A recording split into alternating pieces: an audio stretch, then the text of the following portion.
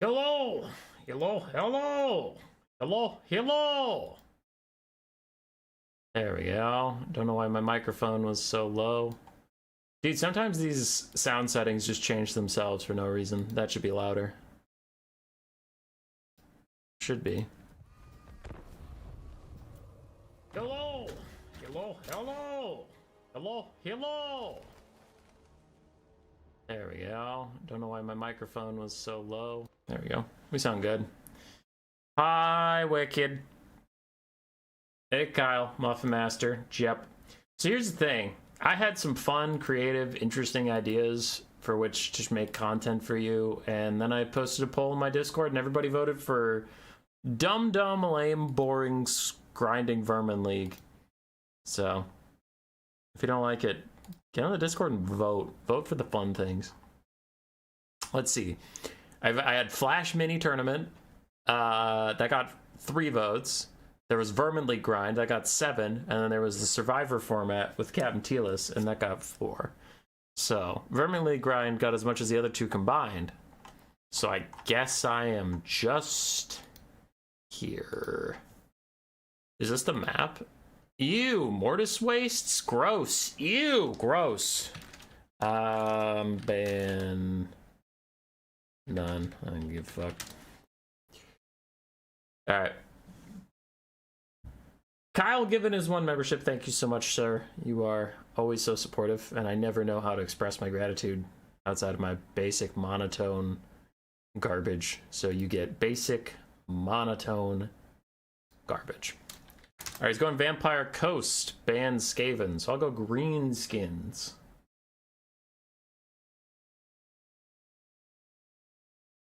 Do you add everyone for these videos? I just did. I just did a little bit ago. Teensy weensy little bit ago, I did. So, yeah. Yes, sirree, Bob.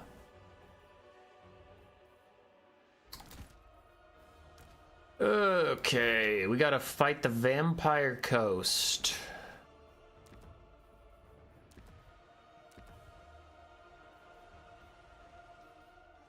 Seems reasonable. Turn on the webcam, dance around a bit. That's how you can show thanks. Goddamn. God damn. I wasn't ready for that. That was pretty good. That's pretty good. Alright, what do I bring into the Vampire Coast?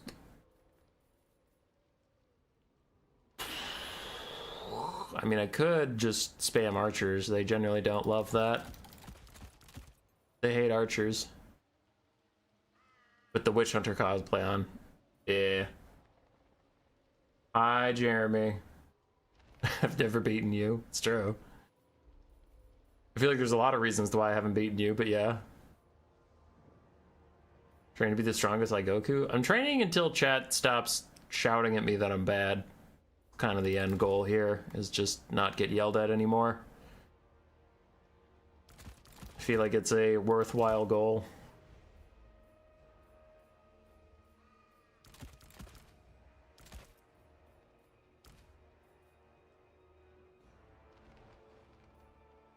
Okay.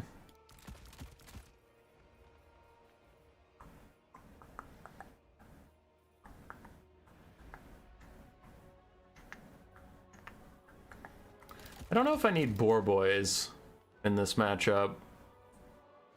Or at least not too many boar boys, because they aren't even that good versus rotting Prometheans in the late game. Yeah, they're not even that good versus rotting Prometheans in the late game. They're overkill for dogs. I guess they're good at killing Morngulls. That could be a reason to take them. Yeah, okay, you might want some for like Morngulls. I'll give you that. But otherwise, this might be straightforward enough to work. Gotta switch my flag, because right now... Are people trolling me? Is that a thing? Because I swear everyone I fight changes their flag to be the exact color of my flag, and I have to consciously change my flag color so I don't piss chat off. Ryder was doing it all of yesterday's stream. Now Incar's is doing it game 1. This is like the Challenger League streamer getting yelled at by Silvers in chat.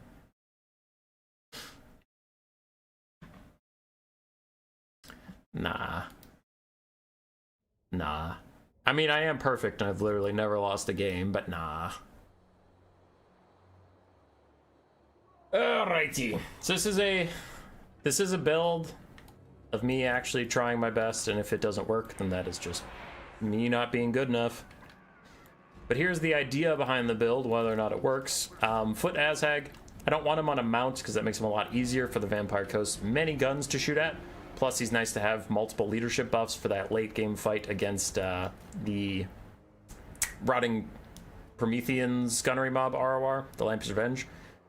His extra melee attack and leadership will make it easier for my guys to stick in the fight, and I brought 2 Black Orcs for that late game situation, which, giving these armor-piercing big boys extra melee attack to get into those crabs that stab will help me quite a lot. So the Black Orcs should be good for that. Black Orcs will also take bomber fire pretty well with 110 armor and 10,000 HP. They should be okay to take bomber mobs and not instantly die. I do have some Savage Orcs to cleave through the front line quickly. Those are a little more weak to bomber mobs, but it is what it is. I'm going to delay their engagement, so hopefully the spinning loons can get in there and disrupt some bombers. We also have 2 nasty Skulkers.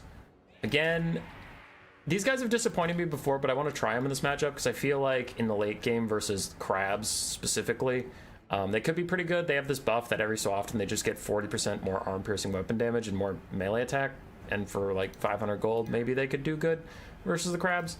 Not sure. We'll find out. Other than that, 5 Goblin Archers. Orc Auror Boys can prove rather tanky. They don't have that much more damage. They have a bit, but I don't know. If dogs or Morngulls or something get onto them, or mortars, I just went with the cheap version. I have Spider Riders to try and peel dogs off of my little archers. A Boar Chariot to do some of that disruption we talked about, to stop those bombers from killing my Savage Orcs. And then I do have the Orc Boar Boy Biggin ROR for the Encourage aura to help with leadership in the late game, again with the Lamps Revenge, but also to just give me something to fight Morngulls. With 4 Spider Riders as a mobility, I was a little worried if he went with like 2 or 3 Morngulls, I actually couldn't defend my archers. So at least these guys, if they catch Morngulls out in the open, they will kill them pretty quickly. That's roughly the idea. We'll see if it works, but that's the idea of it all. I feel like the Rusty Urs would be good if you're going Gobba Rs. Yeah, my main problem with that, Pigman, is it was something Houseplant of RTK once told me, and it has proved true. If you have one target that's better than all the rest, they're just going to target that first. So if he has like 3 mortars or something, or Melkoths on Noctilus and summons, he's just going to summon on top of my elite archer, kill them, and then I'm just out 600 gold. So if I'm going to go archers, I might as well make them all the same quality, so none of them are obvious points to attack. Alright, his build's largely what we expected. Mortars to deal with my archers, Shade Wraith Gunners to deal with my archers and lower my leadership. Rotting Promethean Gunnery Mob ROR. The Rotting Leviathan isn't a shock. So, yeah, none of this is shocking.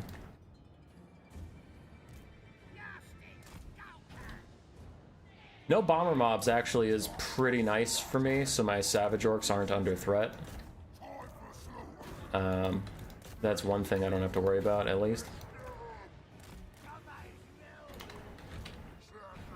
Right now he can't mortar my ROR Spinny Loons Goblins because he doesn't know they're here. They're stalked, so that's nice. The only thing that would suck is if they got mortared before they could get in range to do Spinny Loon things. Gotta wait. Gotta not be impatient with my Orc Boar Chariot so he doesn't end up running straight into his death. Shade Wraith Gunner's gonna do good damage on my Black Orcs. Nothing I can do about that. It's just the price of playing the game. Where's my other archer? There he is. Okay, now you can move up. I wanted to wait because that guy was kind of getting in there at an angle.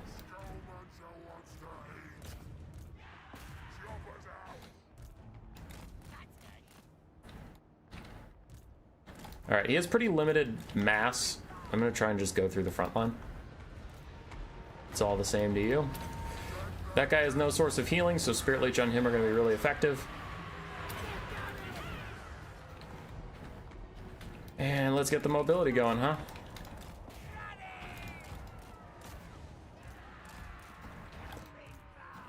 He is challenging Azhag to a melee fight, which you don't want to do. Azhag is deceptively good at melee.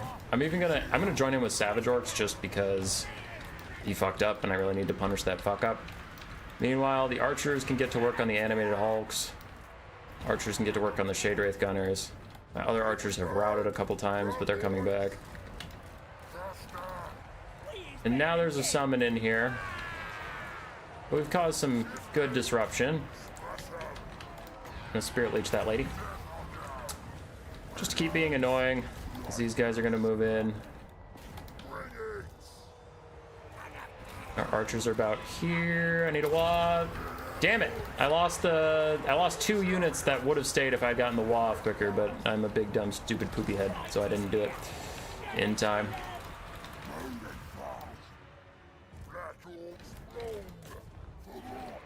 Okay.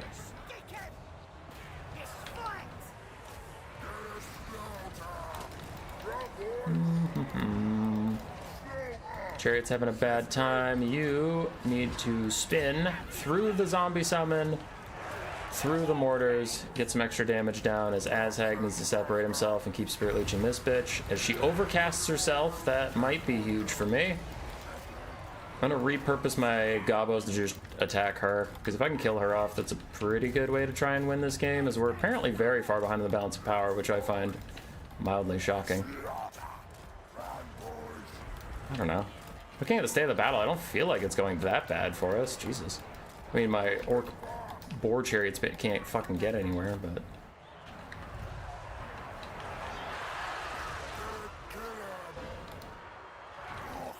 Okay, so we're trying to kill deck gunners. Azhag is really trying to finish off this lady.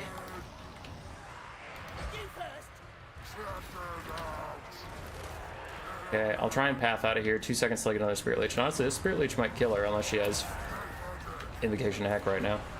Yeah, there's Invocation to Heck, just so I was trying to cast it, but that big fucking bitch knocked me over. I also feel like their balance of power is heavily supported by... I feel like their bounce power is heavily supported by summons, so it will get better for me as time goes on.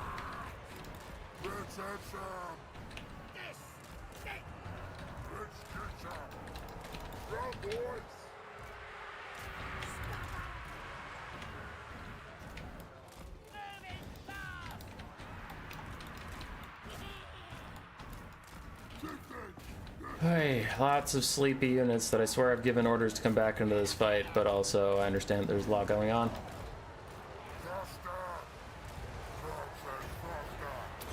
That bitch needs to die.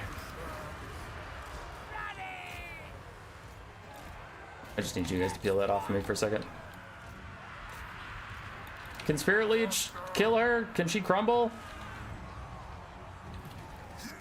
300 HP and she's not crumbling. Good God.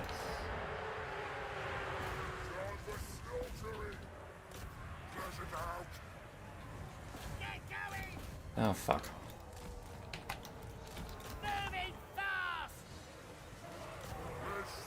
Yes, you're crumbling, which means you can't catch Invocation to Heck on yourself. Ow, I took a lot of damage, but still. Crumble, crumble, crumble.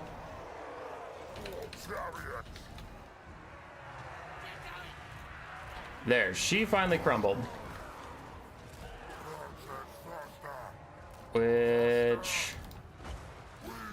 Azhag is literally stuck on zombies right now. Great. Alright, we lose. Damn. My units just got stuck on fucking zombies and can't move. And their units can go wherever they want.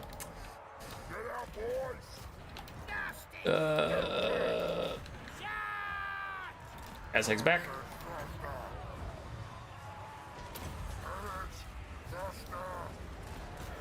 So some of their units are going to start crumbling.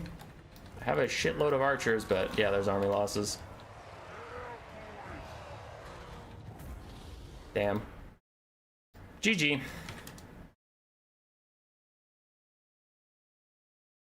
Doomdiver Sleeper good. Dude, Taco, you can't. Everybody keeps telling me Doom Divers are good, and then when I use them, they suck ass. Like, I have tried Doom Divers so many times, and they haven't gotten any buffs since the last time I tried them. You know, it's another unit people keep telling me is good, and I keep telling people is bad, and then when I take them, they're bad. Black Orcs.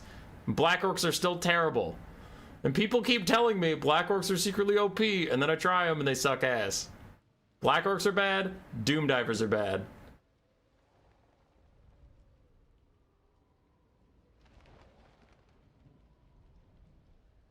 Doom Divers are still bad. They're still terrible.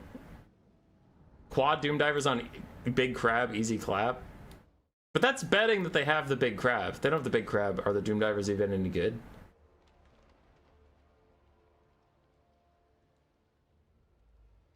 Black Orcs are sleeper good in some scenarios. But, like, people tell me the scenarios, and then I try them, and they suck. They're terrible. They're too slow, they're too expensive, they're unshielded, low melee defense, and their weapon strength isn't even that high for what they do.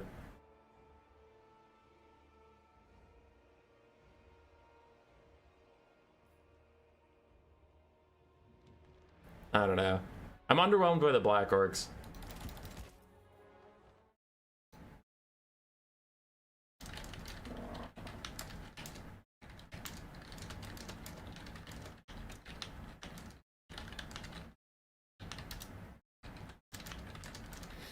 I'm surprised she got out of the first engagement so easily. That's one thing I do want to look. I want to look how she got out of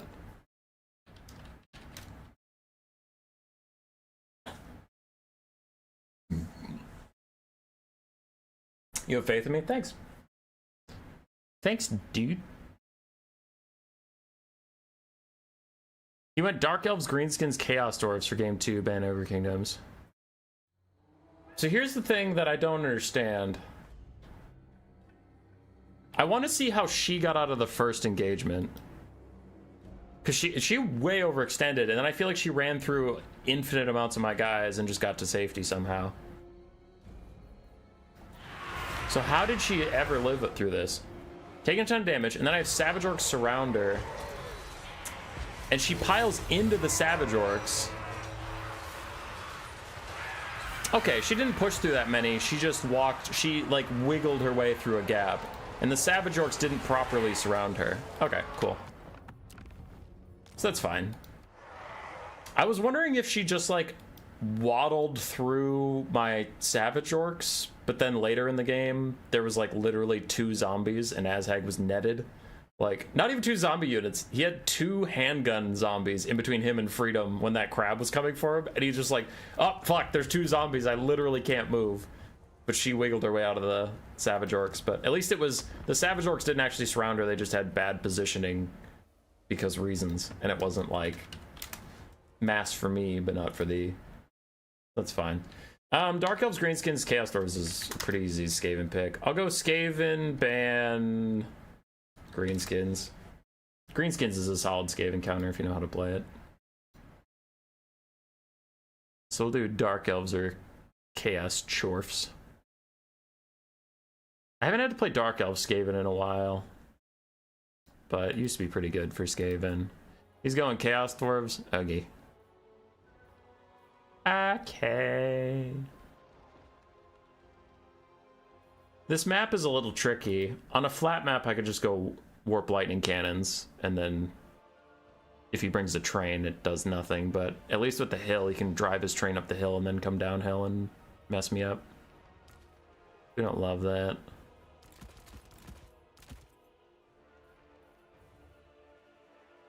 Any chance of a Khorne game tonight? Sure, I can do that. Well, sure.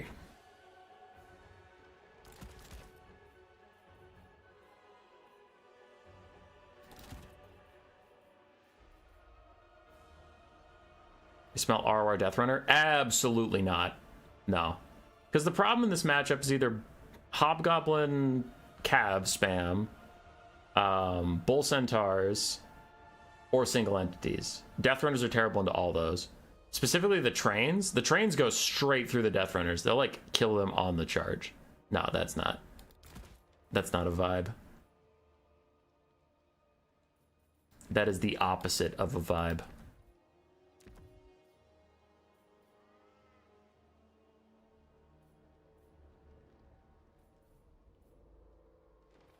Need some Doom wheels? Tequila Sunset, why do you need Doom wheels?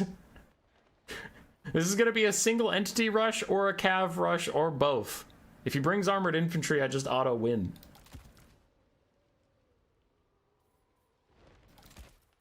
You silly shenaniganser.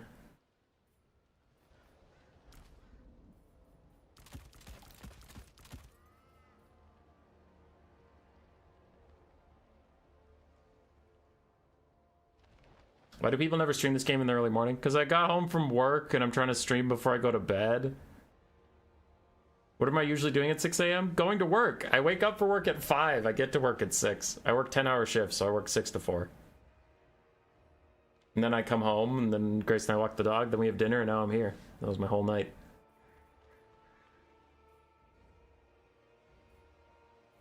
If you lose, you'll lose with style. What up, Skaven guy? Yo, Trogdor, how you doing? Yo, how you doing? I'm busy dealing with trolls in my chat. Fucking trolls.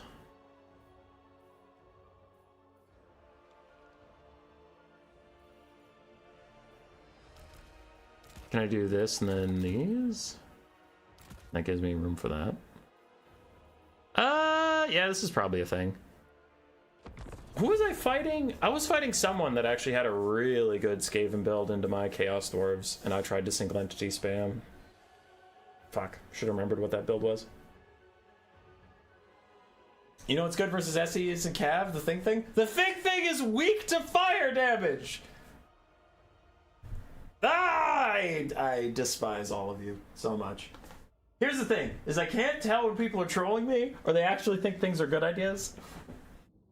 And not all of your guys' ideas are bad, but there's some things that are bad. Like the Thing Thing. The Thing Thing's bad. It's just bad. It has a horribly slow turn radius. It occasionally presents its backside to the enemy to get a tail whip attack, but that leaves it open to rear attacks, which go through a lot of your melee defense. So it's really easy for that thing to get hit. It's weak to fire damage. It'll lose most duels against these guys' casters. Oh, and yeah, and all their single entities, all of them are faster than the Thing Thing. So if they're in a fight they don't like, they can just walk away from the Thing Thing. Thing Thing has no purpose. It has no purpose. It's not cheap. It's not even the best duelist in its class, and it's not fast enough to pick fights it wants to. It's a bad duelist that is stuck in whatever fight the opponent decides to give it. I hate it. I hate the Hellpit Abomination design right now. They don't fit any niche.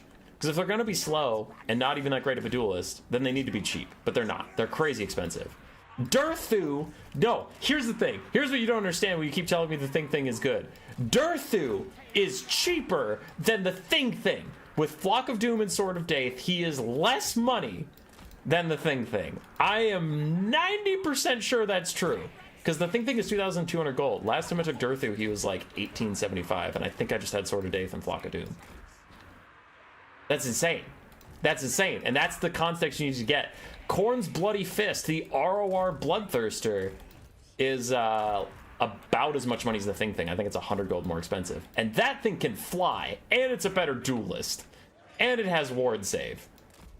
Like, I don't know. Once you start comparing the Thing Thing and other Hellpit Abominations to things in their class, you're like, oh wait, these things suck. These things are ass.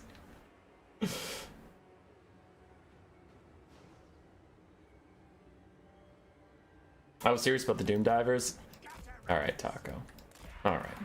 But what does Flying Taco know? What does Flying Taco know? Enemy troop count's actually pretty high. I'm a little concerned now that I don't have Poison Wind Globes, because I kind of hoped you just didn't bring any units. So, we'll see. 2 Rattling Guns, because I remember when I played Chaos Dwarves into Skaven and someone wrecked my shit, they had 2 or 3 Rattling Guns, and that was pretty annoying. Front line of Skaven slaves, because either the opponent's going to bring a front line of goblins, the little goblin laborers, and the melee's not going to matter since the train is going to roll through them and insta-route them anyway. Or they take hyper elite, in which case they're still going to beat my guys quite quickly, so it doesn't matter. Like, clan rats are either going to lose or do nothing, and slaves are going to do the same, so there's no reason to upgrade to clan rats here. I do have Ikit Zap Zap to just be annoying and shoot at whoever their caster is and reset his cooldowns constantly. The Ratlings are here to do damage versus large targets. The Night Runners and Gutter Runner combos are here to harass flying single entities, or in the late game, any single entity. And then Rat Ogres and the Dwarf Thing Menace are here for mass, to slow down the approach. The Dwarf Thing Menace specifically can give armor sundering against large targets. And that is extra cool. There's a Skullcracker. We do have a Demonsmith Sorcerer of Death and a Sorcerer Prophet of Fire.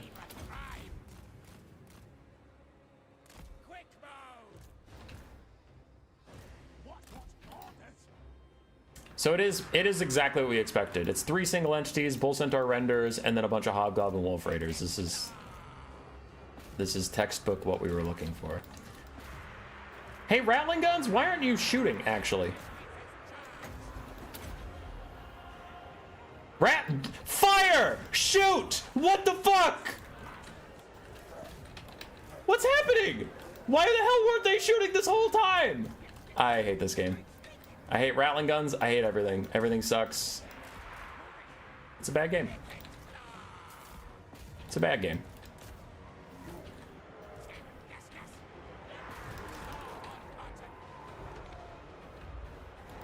There's a burning head down the line, even though I was trying to reset your cooldowns, you turd.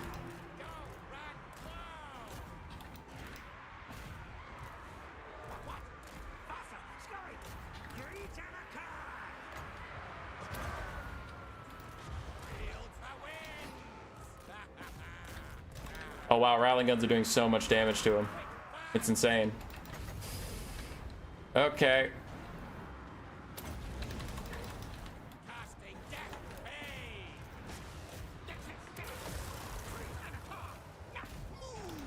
Oh, Rattling turds.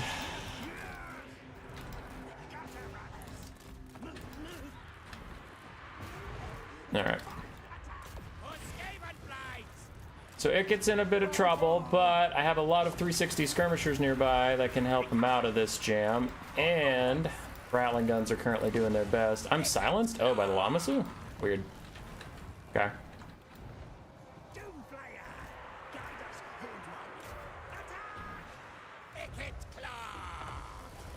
Alright. Got rid of those guys. Gutter Runners can fall back. Not terribly much I can do about that Skullcracker in my Rattling Guns, but I can try. I'm gonna bring you over to do your damn job as Ikit continues to chase that guy. I'm unfortunately silenced, so I'm kind of hoping someone will kill him, because I really don't want him to come back, but... There we go. He's shattered. He's not the Lord, I'd actually have to care about him anymore.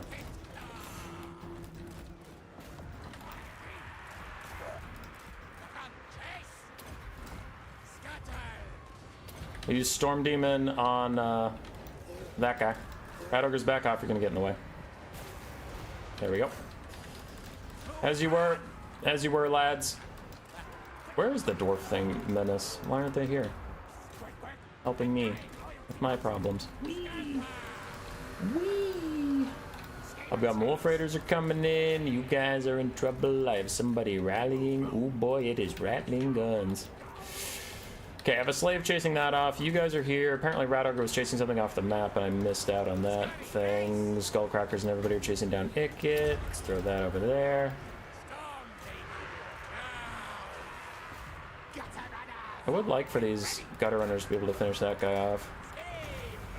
I don't have an overcast yet. I don't want to undercast it, because the more cast I do, the more he's going to heal, so I need to actually make them, like, kill him. So we will back off. Oh, my slave's routed while chasing somebody. Because, I mean, that's just the Skaven slave move, isn't it?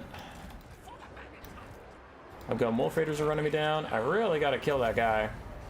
Now that I have an overcasted Flensing Ruin, I might be able to do it. Might.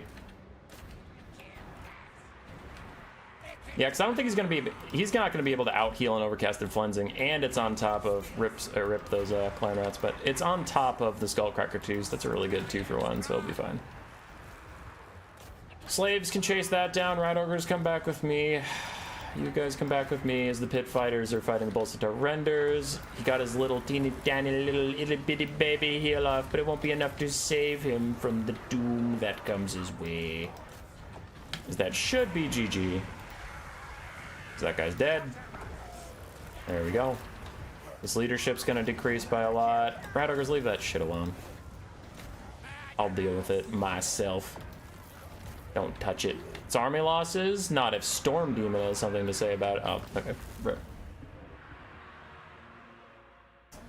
Did you bring Warp Gale? No, I've been fucked by that before because I used to cast Warp Gale on the Bullcaster, but then he'd just heal off the Warp Gale. So I only took Flensing Ruin, so I wasn't even tempted to cast cheap spells and heal up that bastard. I've lost this matchup before because I let him heal himself a ton off Warp Gale.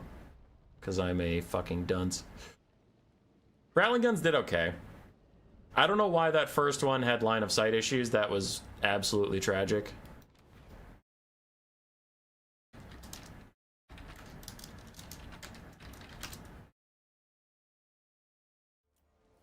I want to see what its line of sight issues were. I messaged my opponent and said I'll be right back because we gotta do game 3. Ash Plains, so it's a desert map. Okay, I'll do Ogre Kingdoms and Lizardmen. Those are 2 good factions. Man, I have been enjoying Lizardmen so much. I think they're very fun.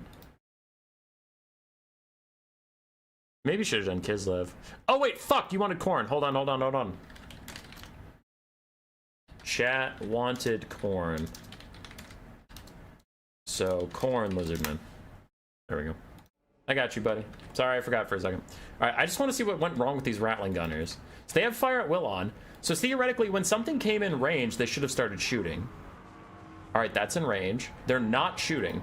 So they're not shooting even though something's in range. Now they have the firing, but they're still not shooting.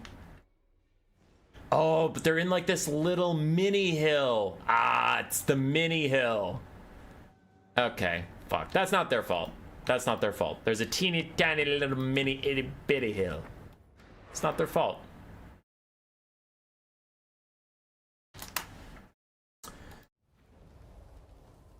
All right, Rattling Guns, I forgive you. That one's not your fault. All right, he went Tomb Kings, we picked Khorne.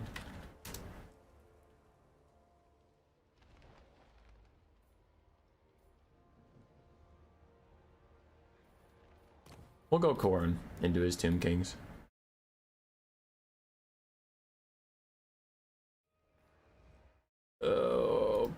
Blocker back up and let's do this. So I think the trap I've fallen into recently is over-preparing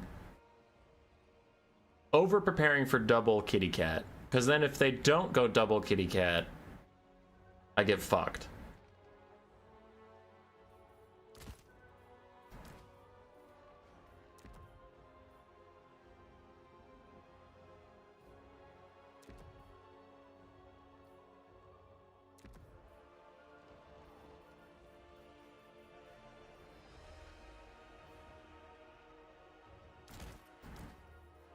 No, he's ready already.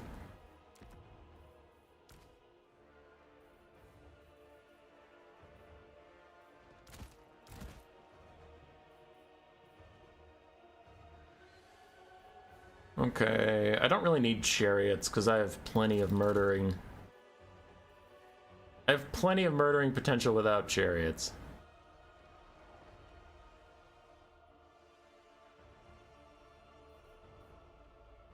Because the Tomb King's infantry have never really been a problem for Khorne. I'll get through them one way or the other.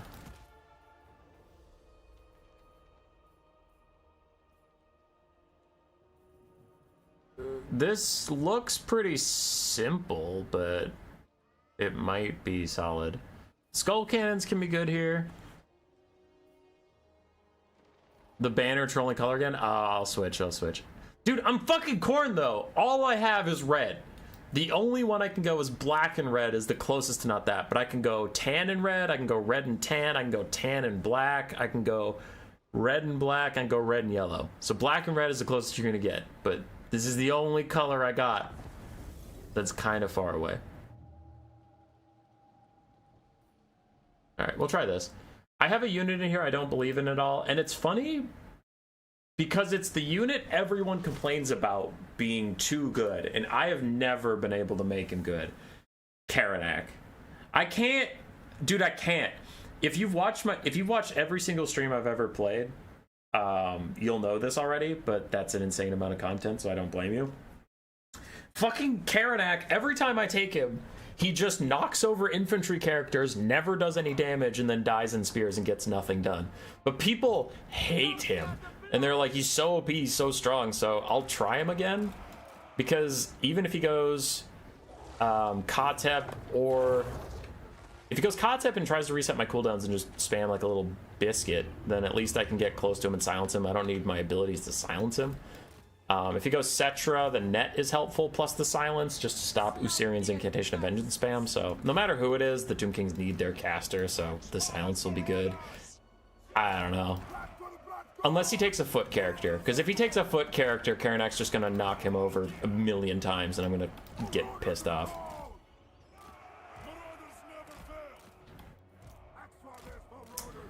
Okie dokie. Just a basic Marauder front line, because it doesn't matter. And then we have my favorite combo. I just love these guys. Heralds of Khorne's Fury plus the Knights of the Brazen Throne. I think they're awesome. Both of them have pretty strong spell resistance if he's just going to try and Usirian's Incantation of Vengeance spam me. They're okay for that. They both have fire damage, which Tomb Kings hate, and then one of them even imbues fire weakness, making Tomb Kings even worse against it. And you might be like, the Tomb Kings don't have fire weakness, but like their army passive, literally the passive that makes their faction any good at anything, gives them an all healing, so reducing that healing by half is actually kind of always good. So yeah.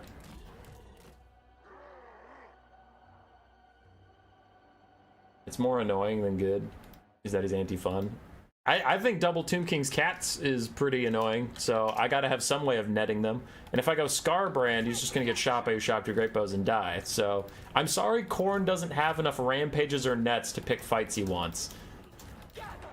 Slaanesh gets fucking Pavane. Alright. You guys hang out for a second.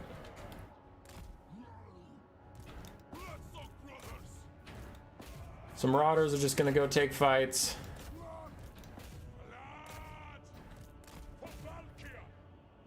Oh, fine, I guess I'll switch your targeting, but my fast units will get there when I need them to get there, so for now we're just gonna hang back and not take any free damage on my units that matter. My Marauder's a good shot, but who cares? So he did go double cat. He went double cat, Ushabti Great Bows, a bunch of Nakara Horsemen, and then a front line of a lot of Spears and Skeleton Warriors and stuff. Which is Khorne, I'm kind of happy you went Skeleton Warriors so I can at least get some fucking kills.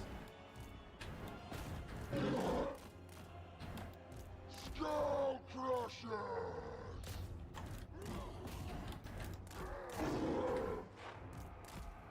Glorious slaughter!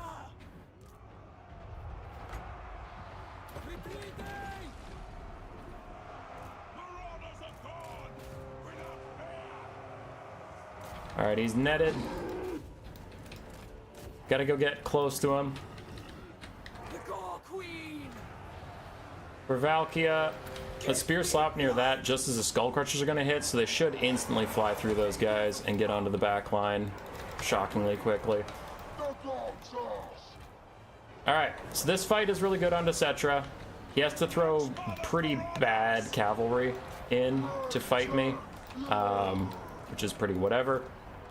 There's also more bad cavalry over there. My Minotaurs don't need to be here. Those skeletons are dying enough on their own. I have Marauders sleeping? Where? Oh, they're killing that so fast they're apparently sleeping. But I would like to build up a Sword of Khorne rather quickly. because there is a lot of infantry in this fight. So it could be quite helpful to Sword of Khorne some of them out and make this a much less even fight for the boys. We lost one expensive cav, that is to be expected. Say goodbye to the Knights of the Brazen Throne, but shit happens. Sword of Khorne is ready. Let's pop it nice and early to get rid of a lot of this support right there. Get rid of those spears, get rid of some cav too. There we go. So we clear that out. Valkia is getting threatened again, so I'm gonna try and fly. There we go. Lift off! Jesus! Alright. That was getting a little spooky. On the ground for an awfully long time. Alright, you guys move on to that. Minos and stuff move on over here. Minos doing great over there. The Blood Crusher is gonna come help Valkia do this fight. Another Usirian's incantation of Vengehinos. Yes! They die!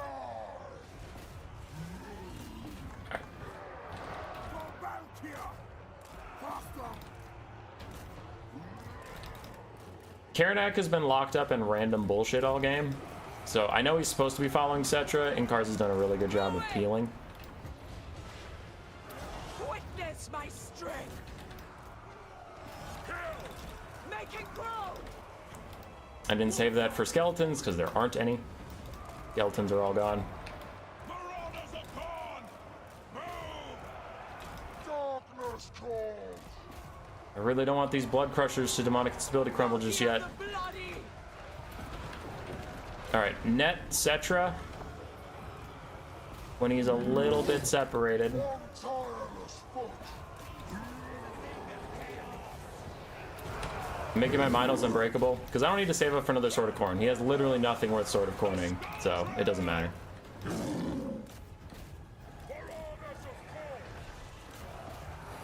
Khorne is now in. He can't peel me anymore. He has no more mass with which to peel me, so he can't cast spells ever again. I'm gonna just walk Marauders at these Skeleton Horsemen to keep them out of the fight. I don't care as much about if they fight my Marauders, but Khorne silenced Cetra into death, and now the Necro Sphinx is going to get piled on. There's no reason for me not to blob, so I'm going to just blob so that guy can't move. And again, we just have Marauders running around being annoying, but yeah, the thingies, the Heralds of Khorne's Fury constantly applied that weakness to fire, making Valkia and Khorne do more damage. Minotaurs don't do fire damage, do they? They're just armor piercing, yeah. But we did it. Khorne's annoying, but Inkar's peeled him pretty effectively. I was just on top of my micro for once, and I actually was able to get Valkia to annoy the Chosen of the Gods and make sure they couldn't do anything, but also not stay so long and get caught by Cetra, so for once I played well. And I emphasize for once, because usually I fuck that up.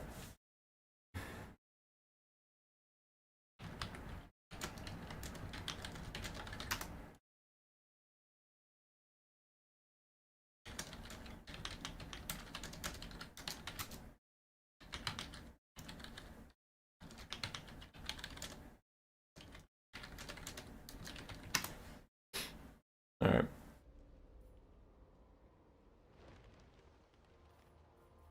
I don't think the infantry is the biggest concern here. You forgot to bring a Blood Shrine. You don't need a Blood Shrine in this matchup. Some people over-index on stuff like melee attack.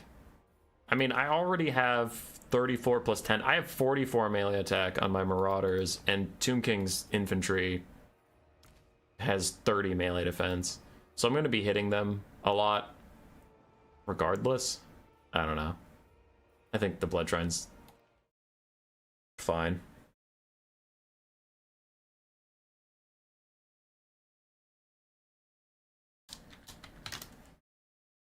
What are you doing here? Who's this?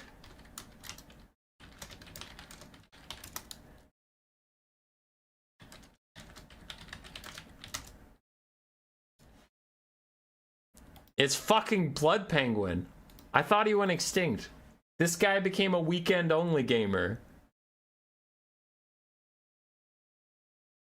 Do you have an initial impression of the upcoming Warcraft 2 HD version? I have no idea.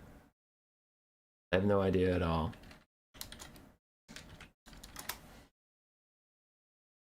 I don't know anything.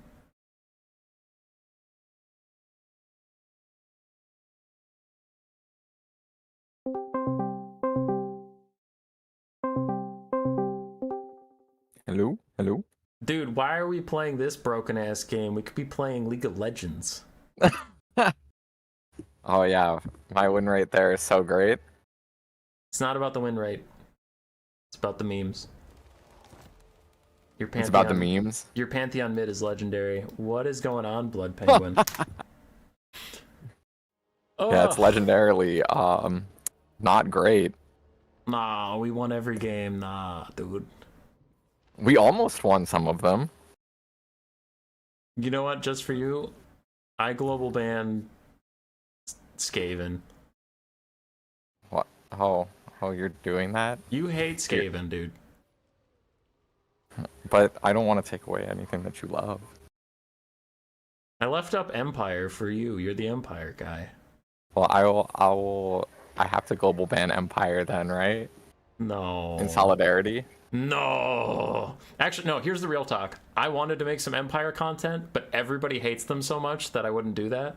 But you're an Empire enjoyer, so I'm like, this might be a guy who doesn't hate Empire.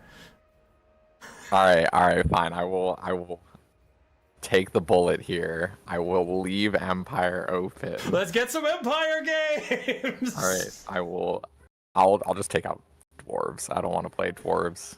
I don't want to see them on my screen. That's fine. That's fair. Who's first pick?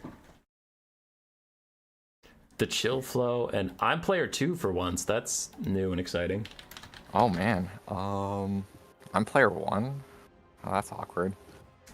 Okay, I will pick Empire. I will pick Bretonnia. And I don't know, let's do something crazy. And go vampire counts. With no ban. Lizardmen ban Bretonnia. Lizardmen ban Bretonnia. I'll do Empire. Let's do some Empire game. Alright. Lizardman Empire. Dude, so you got all busy and stuff, and that's why I had to shut down the co-op campaigns we were doing. Oh, that was because of me? That was entirely because of you, and not because damn. I got married and got a lot busier. It's all your fault.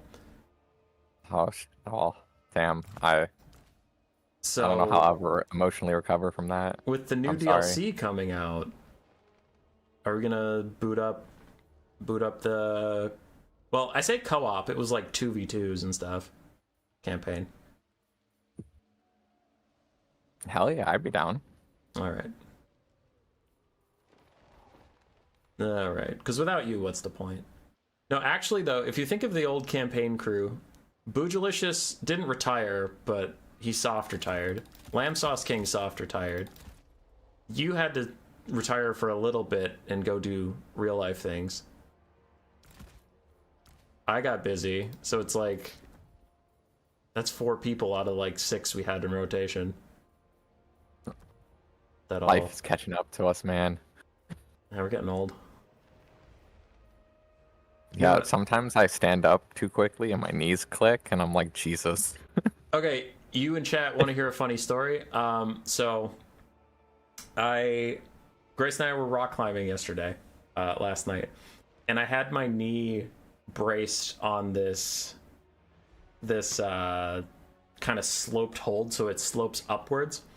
And my knee braced on it, and I needed to pull this move where I push off with my leg and my knee, so I'm kind of suspended in midair for a moment, and I need to quickly get my leg from my knee being on the ground to my foot being on the ground on the same spot. So I need to move my leg quickly forwards and up. Well, there was another hold ahead of me that I didn't notice, so I put all of, because you're trying to do this really fast before you start falling, right? So I whip my leg up as fast as possible, slam my knee into the thing, and it hit like, that connector? There's the round part of your knee that is all bone, and then there's your muscle. There's like that connector between them. I hit that. The tendon. Yeah. I hit that flat on, and like my leg from the calf down just goes numb. So I'm like 30 feet up, and I'm just like, oh God. And I kind of go like limp, and Grace is on the ground like, how serious is it? Like, do we get someone, or are you coming down? And all the response she gets is, ow. And she's like, do I need to get someone, or are you coming down? Walk it off, champ. You can't walk it off. I'm 30 feet in the air. Good times. Okay, I need to actually make a build and stop distracting myself. Alright, I'm ready unless you change the flag on me. I won't change the flag. You know what I thought about? Just the other day. There was a game I was casting of yours. It was Carl Franz. You were versus MTK's turn, and he was Lizardman, and you were Empire. And it came down to like a heel-capped Carl Franz fighting the Shredder of Lustria, but the Shredder was too low, so like it kept routing in his face. But it was like it had like 4,000 HP, and you had legitimately 600. But its leadership was so low that it was like even fight, and I'm like, holy fuck, what way is this gonna go? And it was like this crazy back and forth game. And then I realized that was over a year and a half ago. Yeah, I remember that. I remember that because I thought that I had won that game, and then Franz died, and I lost immediately. That's a different one. You two got something going on? Yeah, it's called being friends. Bruh. Ask Penguin if he streamed Snipe Turin that one time. Did you stream Snipe Turin that one time? Which time? I don't know.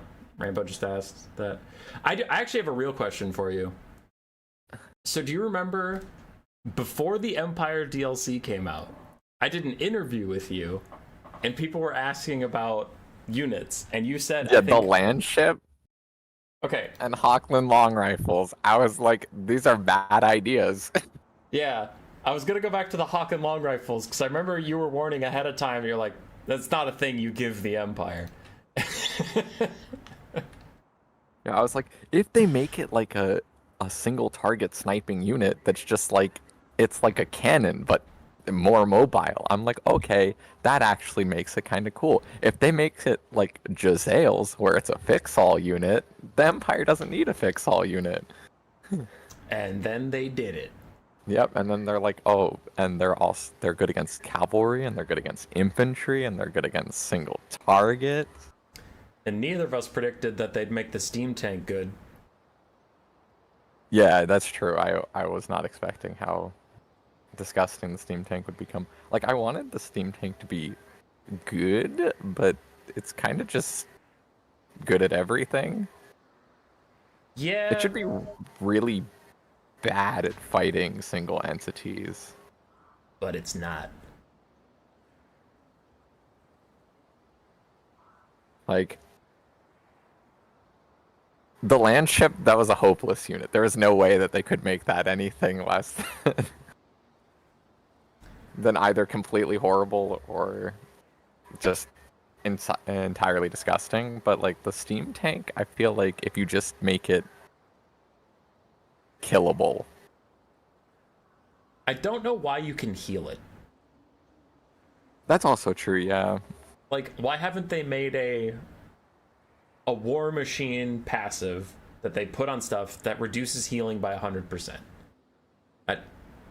I don't know why that is so hard. So you can't regrowth a land ship. But what about all the crewmen? They can't heal? They can heal. It just won't stop a dinosaur from tearing chunks off your ship. I think when the land ship's health is in the red, it's not because it's missing crewmen. I think it's because it's missing large parts. Because there are holes in his boat. Yeah. Alright, Blood Penguin's here, so he's gonna hear my rundown. But again, I am trying to win. I got Flock of Doom to punish if he ends up in a blob type formation with like a bunch of halberdiers on top of handguns. I can at least Flock of Doom him. Nakai with his leadership debuff is pretty good at charging through Empire infantry and causing disruption. And then my armor piercing cav got some buffs in the last patch, making them better, and Empire has an abundance of armored cav, so that could be nice. I have an Arc of Sotex to support with the cav fights, but also just be a terror-causing unit in the late game, and then a Quaddle for mass disruption and more terror. Wait, I didn't even know that the Lizardman cab got a buff. Yeah, Tequila Sunset was telling me about it. I honestly didn't know that either until literally last night. I know the Cold One Knights got one, but he was saying that like how Cold One models perform got buffed, kind of like the Centaurs did for the Beastmen. So now they're more responsive. I don't know. Okay, that's kind of cool. That's neat. It's a unit that I've been shitting on for like 3 years, so when the last couple times I took them, they did okay. I'm like, something crazy happened here. What is this? Value? Why Alright, I am ready. I'm ready too, but I have a question in chat. Why Red Crested Skinks over Skinks with Jabs? Red Crested's got a bunch of buffs. Now they have some armor piercing and poison and frenzy to help me get through that front line. While Skinks with Jabs have taken several nerfs in a row, and I just feel like they're kind of limp. And I feel like you have to be really good at using the Jav portion of Skinks with Jabs to make them worth it. Which sounds obvious, but that didn't used to be true. And now that it is true, I'm a garbage skirmish player. So I feel like I'll just waste them. And my experience has been that I waste them. Alright, I'm ready. Alright. Well, that breakdown kind of concerned me, I'm not gonna lie. We'll find out. Oh, nice great swords. They're the best Empire unit that will never get buffed. I just cast this game! Tequila, did you send this in? I just cast something someone labeled the Hunter and the Beast, and it was Marcus Wolfhart versus the fucking Nakai. And now we have Marcus Wolfhart versus Nakai, because we're apparently unoriginal hacks. Damn, I thought I was cool too. I know, I thought I was cool. Turns out we're just basic. Or how? Damn. Damn. Okay. Yep.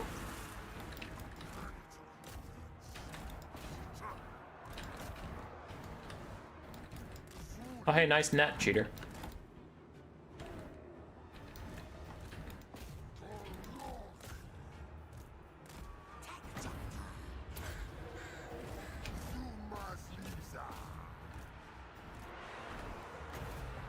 Yep.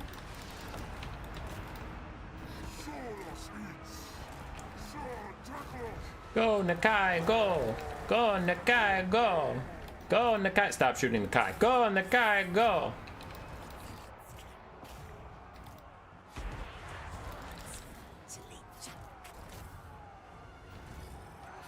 No, that was a movement order. Oh, God!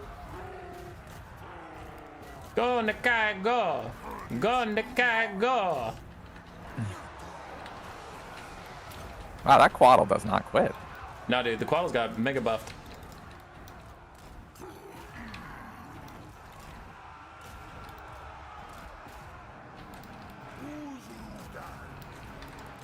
I'm closing in on your back line. You better look out. Also, I told you blobs would form and I'd Flock of Doom them. I'm a prophet.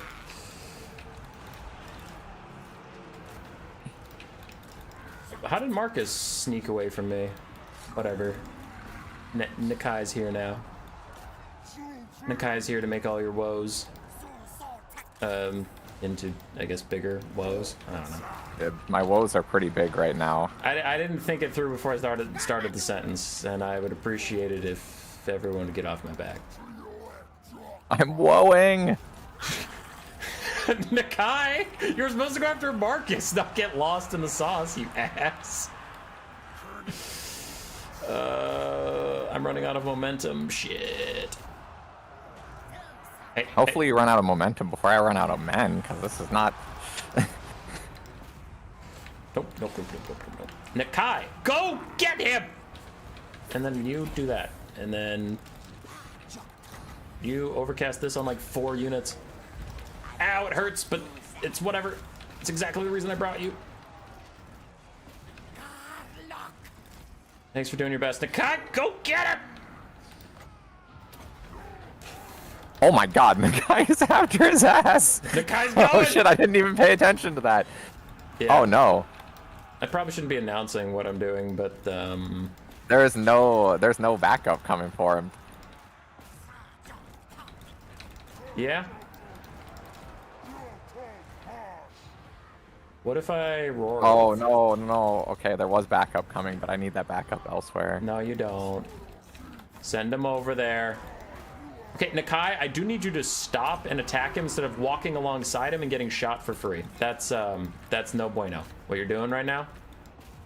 Oh, whoa. You're not allowed to send support. That's not fair. Actually, I am. It's in the Geneva Conventions. Okay, are we sniping that bitch? Yeah! Cold One Spear Riders to the rescue, which is not a sentence I could imagine myself saying even like a month ago.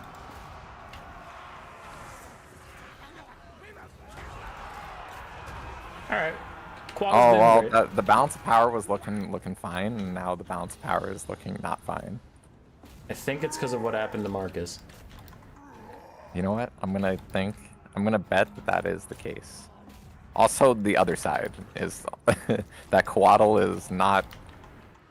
Quaddle doesn't give a shit after his collision attack buffs, because he was already tanky, but now he actually does a little bit of damage while being tanky, because he used to just be tanky. He has Jabberscythe level of animations. The guy is still chasing Marcus. No! Yeah! Get him!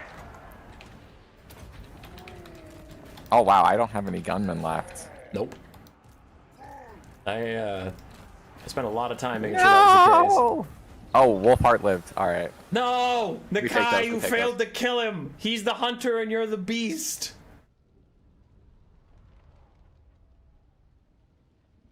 Is Flock of Doom Final Trans now? No, it's just really good versus multi-entity models. Like, it doesn't work on single entities. Why is Anticity on VC with you? That's an old meme, but a good one. Okay, so Kiro answered our question. They changed the model shape of Cold One Riders from monstrous to large cavalry, so Lizard Cav can get closer to hit stuff. Well, they were performing really well that game. My Nuln Ironsides were not. They both got a chevron though. Yeah. Ash. They didn't get that value, but. Ash talking about the Red Crested Skinks. The Red Crested Skinks are really good into any troops. For 525 gold, that extra melee attack is just so potent. Because I didn't really need the armor piercing versus Penguin. Like, if he left his cav on him, then sure, but it's just 36 melee attack is so nice to get through the front line compared to a Skink cohort's 20. And then I poison him, which is even nicer. I don't know. I just really like Red Crested Skinks. I think they're amazing.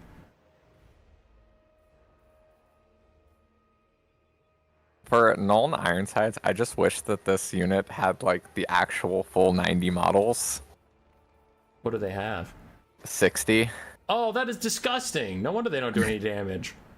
Yeah, they have only 2/3 of the models of a normal handgun unit, and all they get for it is the melee stats of swordsman, and you're like, that's not worth it. Yuck. Yeah, that's gross. But if they don't move, they shoot faster. That's the real strats. Everyone's just asking me about Red Crested Skinks over and over again. It's their spread formation is nice, so they just kind of saturate an area a bit better. The extra melee attack is really nice, and then as we ran into in the late game when I'm fighting Empire Knights, I mean I do have armor piercing versus Empire Knights, but no, mostly I'm doing it for the frenzy. They have a higher charge bonus, don't they? Yeah, 25 charge bonus is kind of nice for infantry. I don't know. I don't know, man. It is what it is. Yeah, the Red Crest, I mean, they used to be really good, and then they got nerfed into basically non-existence, and now they're back. And now they're back. All right, I'll go Empire, Ogre Kingdoms, and Dark Elves. I ban nothing. Empire, Ogre Kingdoms, and Dark Elves. Well, those aren't matchups to show my new Bretonnia tech. Where's your new Kislev tech? Wait, you have new Oh Bretonnia man, tech? I'm actually like, I feel bad at Kislev now. Kislev low-key kind of sucks. Okay, sucks Yeah. is too harsh, but like they're not. I don't know. They're not easy. The price increases just repeatedly have slowly drained this faction. Now your army is just small and sad. I have some builds. I have some tech, but it depends on the matchup. Obviously, I don't know. I think I'll reveal this to you and just you because you're a Kislev enjoyer like myself, and no one else can hear us. I still think Kislev's really strong if you go with like a footcaster with one spell and then go super wide with infantry, because like Streltsy are amazing, and I feel like people are sleeping on Streltsy. I was fighting Ryder, High Elves versus Kislev, and he charged my Streltsy with like Dragon Princes, and I was like, oh no, my armored infantry with armor-piercing melee are fighting your heavily armored cav. Whatever will I do? So it was kind of like his Dragon Princes would charge the Streltsy, get shot on the way in, then be fighting armor-piercing infantry, then they try to run away and get shot on the way out, and I was like, good trade. Good trade, buddy. But Yeah. I don't know. I mean, my old strat for playing Kislev was like the Ice Witch on foot with only Ice Maiden's Kiss, Yup. and then just kite people.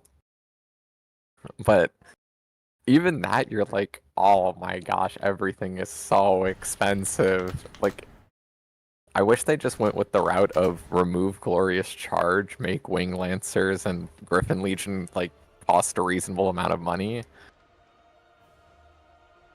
Yeah, But that is hard right now. I feel like they've been nerfed a lot besides Glorious Charge, so now Wing Lancers are just kind of meh cavalry that have Glorious Charge, and you're like, just take away Glorious Charge and make this cav good again, please. yeah, exactly. Like, oh my gosh.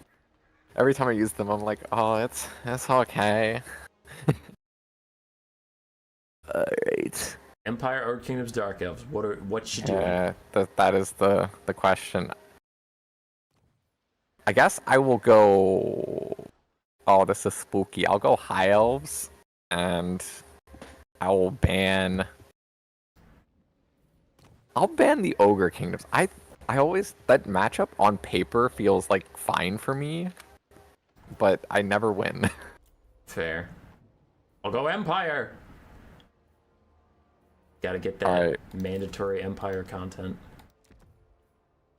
I have a build that has worked before, but I don't know if it's because it's actually a good build or if it's because people were trying weird things on the Empire. Now I'm curious.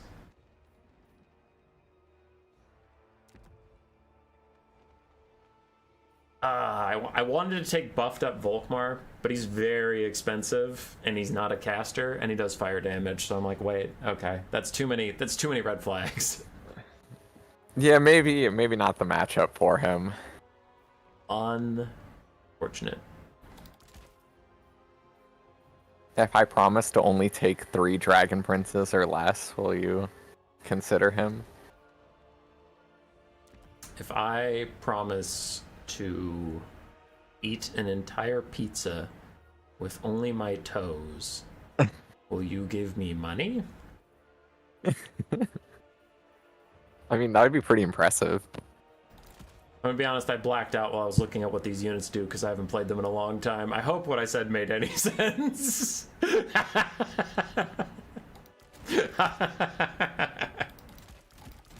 I was just looking at my Empire units like, oh yeah, this whole roster exists, and I haven't thought about it in like months.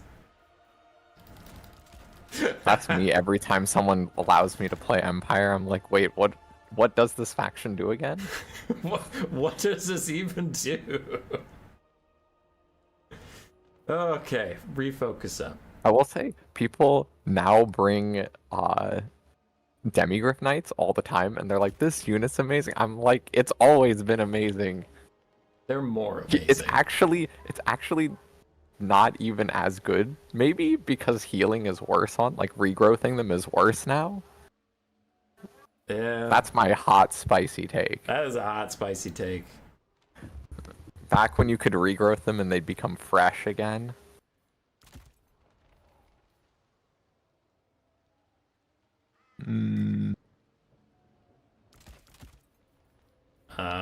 Do I take buffed crossbowmen?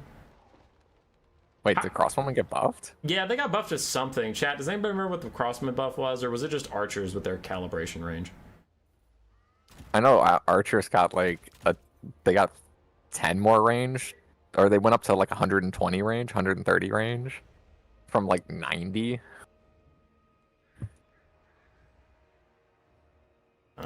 People are saying Volkmar is immune to nets? What the hell does that mean? Oh, is this like a bug? So when is the good player gets worse stream? I don't know. Whenever I have Alfredino on.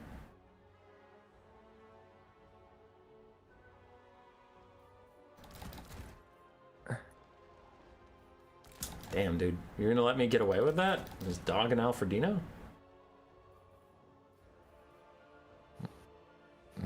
What'd you say about Alfredino? I said he was bad. Oh. And then you let it happen, Then did he which just... makes you the bad guy here. Yeah, I don't think I've ever won a game or a series against Alfredino. I've won games against him, but never a series. I think that he lets me get to like game 5 in our best of 5 because he's like, I enjoy this, but game 5 he's like, I have to crush your spirit now. We're done messing around, son.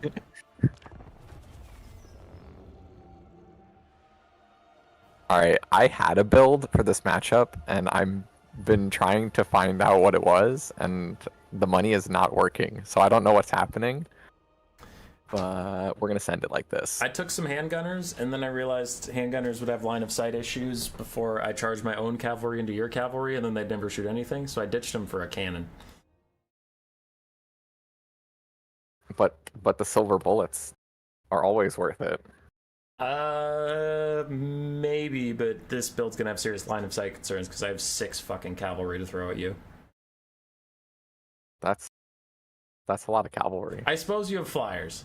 That didn't cross my mind that you might have a flying unit that I could shoot at, but it's too late.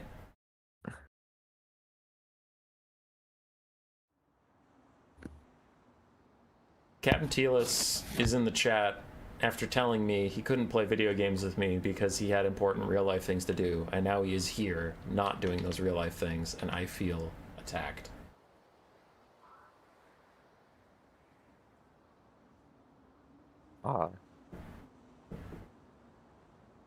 Maybe this is the real life thing he had to do. Yeah. Dude, I can't play with you on your stream. I have to watch your stream. Or maybe it's in the background of his real life. I don't know if you've hung around the stream much, but I'm not too much of a background character. I'm a very much loud and proud main character. It's hard to do anything with me shrieking over your shoulder. Okay, actually, did you see... No shame, I'm just wondering how much of this I have to tell you about. Did you see my recent stream where I was playing Skaven against Gentle Rat? No, but is that the one that was like 2 days ago? Yeah. Okay, I started that one, but I have not gotten to you playing Skaven versus Gentle Rat, no. Okay. Okay. Okay, a bug is a strong word for it, because it's not like the unit wasn't functioning, but I gave my lord in one of our matchups. I gave my lord like 6 or 7 different movement orders to leave some spearmen as Throt the Unclean, and a bunch of fucking spears were poking my lord, and he just kept attacking the spears. And like I watched the replay, and you just see this big green arrow leading out of the combat, and he's like, one more attack, one more attack, one more, and I'm like, your attacks are taking you deeper into the spears. Leave. See, what you didn't understand is you were giving the Lord orders, and the Lord was trying to give the Mount orders, but the Mount was like, nah, fuck these spears. The Mount was like, I'm gonna fuck up these spears. So I Don't, lost. My he's lord like, gets, don't take me out. I'm winning. My lord gets straight up sniped because his dumbass Mount wouldn't stop attacking these spears. And it's like, dude, it's not even like he's trying to path and there's too many spears so he can't move. He's attacking them. He's starting attack, or like animations, like it was a brood horror mount, so his brood horror is like charging at them and like pawing at them and all these things. I'm like, run! Leave! Yes, he's just getting murdered. Oh, it's so funny. Yeah, it was like, I'm the best. I'm winning this. The Right. Skaven Lord's like, please let me run. The Brute Horror is like, nah, I'd win. Captain Tealis, I hope you have a good night. And this is where we need the Shogun dismount option.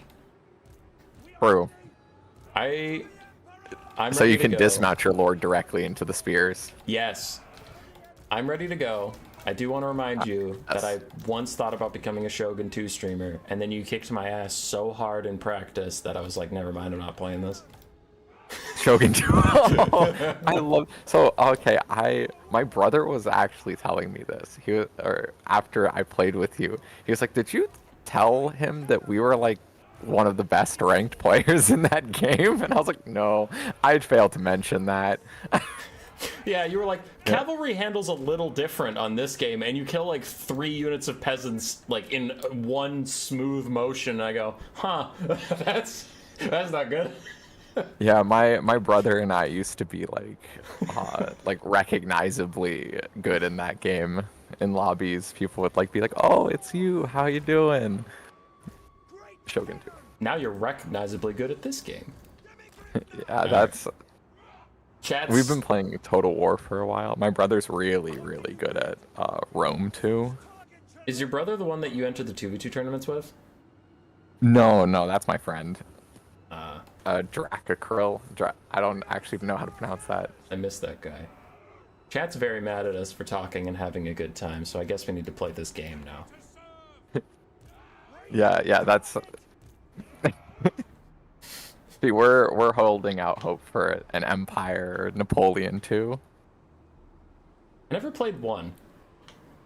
I entered with Shogun 2 and went straight into Warhammer.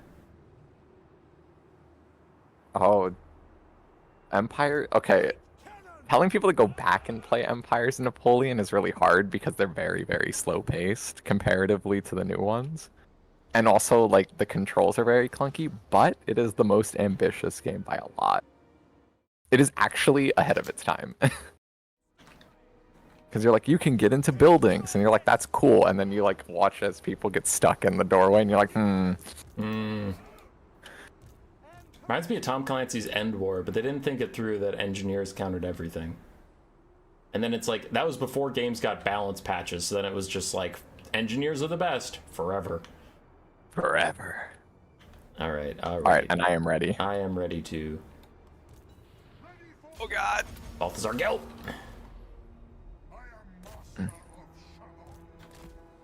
Charge, my Imperials, charge! That is a lot of cavalry. Yeah, originally I built a build to defend my backline against your cavalry, and then I didn't bring a backline. So... Oopsie poopsie. But you did bring Demi-Griff Knights. Yep. I didn't bring healing, though, because... Yeah, that's... Because Demi-Griff Knights without healing, they're kind of squishy. I brought Plague of Rust because I knew my cav couldn't get through your armor, but then I brought armor-piercing cav. There's questions... But I also brought a very thin front line, and now I'm questioning that. Nah, you're gonna do great. it's gonna be fine. Yeah!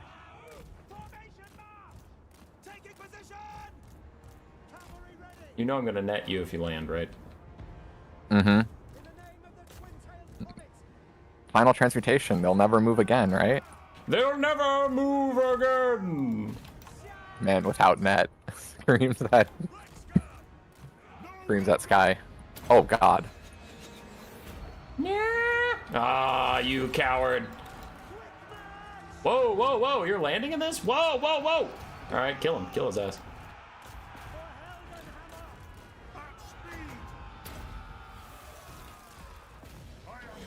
Alright, you chase you. You run up here and do that. Demigriffs go get involved, and I'm very sorry for leaving everybody just running around. I'm gonna do what's called a pro gamer move with Gelt right now. Whee! Ah, shit! Oh my God, that's gonna totally work too. That's what's so sad about that. He's coming. He's coming. Duck and weave, you little bitch. Duck and weave. Yeah. Gelt's a legend.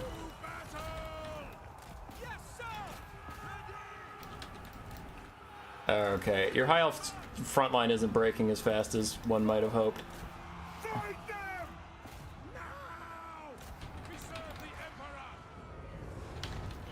Oh no, my Demigriff's terror routed. No, they were doing so good against Eltharion. Damn it. Uh-oh. Uh-oh. Could be a great opportunity to have like an Earthblood, but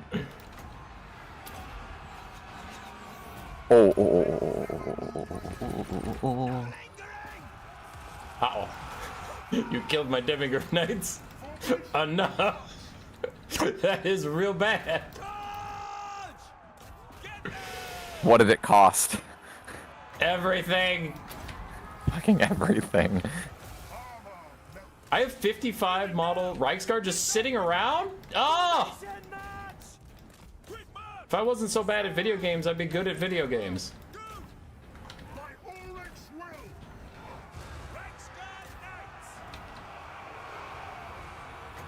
Nice hand of glory. Be a shame if I had any way of punishing that whatsoever. Please don't hurt me.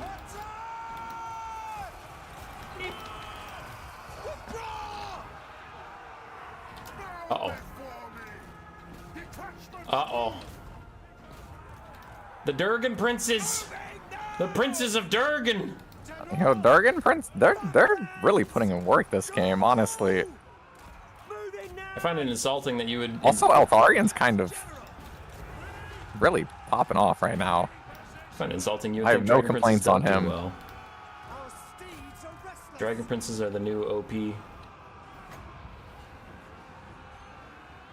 That's too far away. The new OP, they've been here the whole time. Yeah, but if you listen to whiny elf mains, they've been bad forever. This is actually a pretty close scrap. Oh, fuck. Oh, okay, okay. You wanna I've share? been wondering what the problem has been, and I forgot that you had a cannon. You don't have anything that can do anything about that, right? Yeah, okay. Oh, there they go. Illyrian Reavers. Not any Illyrian Reavers. ROR Reavers. Oh no, he has ROR Reavers. They're Reavers, but fancy. Yeah, whatever. Check this shit out. Again. Another time. Last shot. Wait, were you auto-firing that? Yeah, I was. Okay, I was like, how is that happening? Shut the shit out of you. I am so fucked. I can't kill Eltharion. No. Eltharion solo carrying. A little bit. That cannon was shooting at him forever, but couldn't quite kill him with apotheosis stuff. And now I just don't have the DPS because you're gonna get cav superiority and slowly heal up. Okay.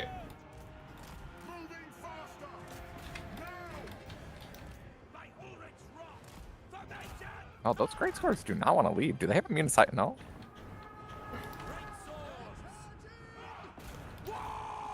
They have immune to being a little biscuit. We serve the Emperor! Rexguard Knights!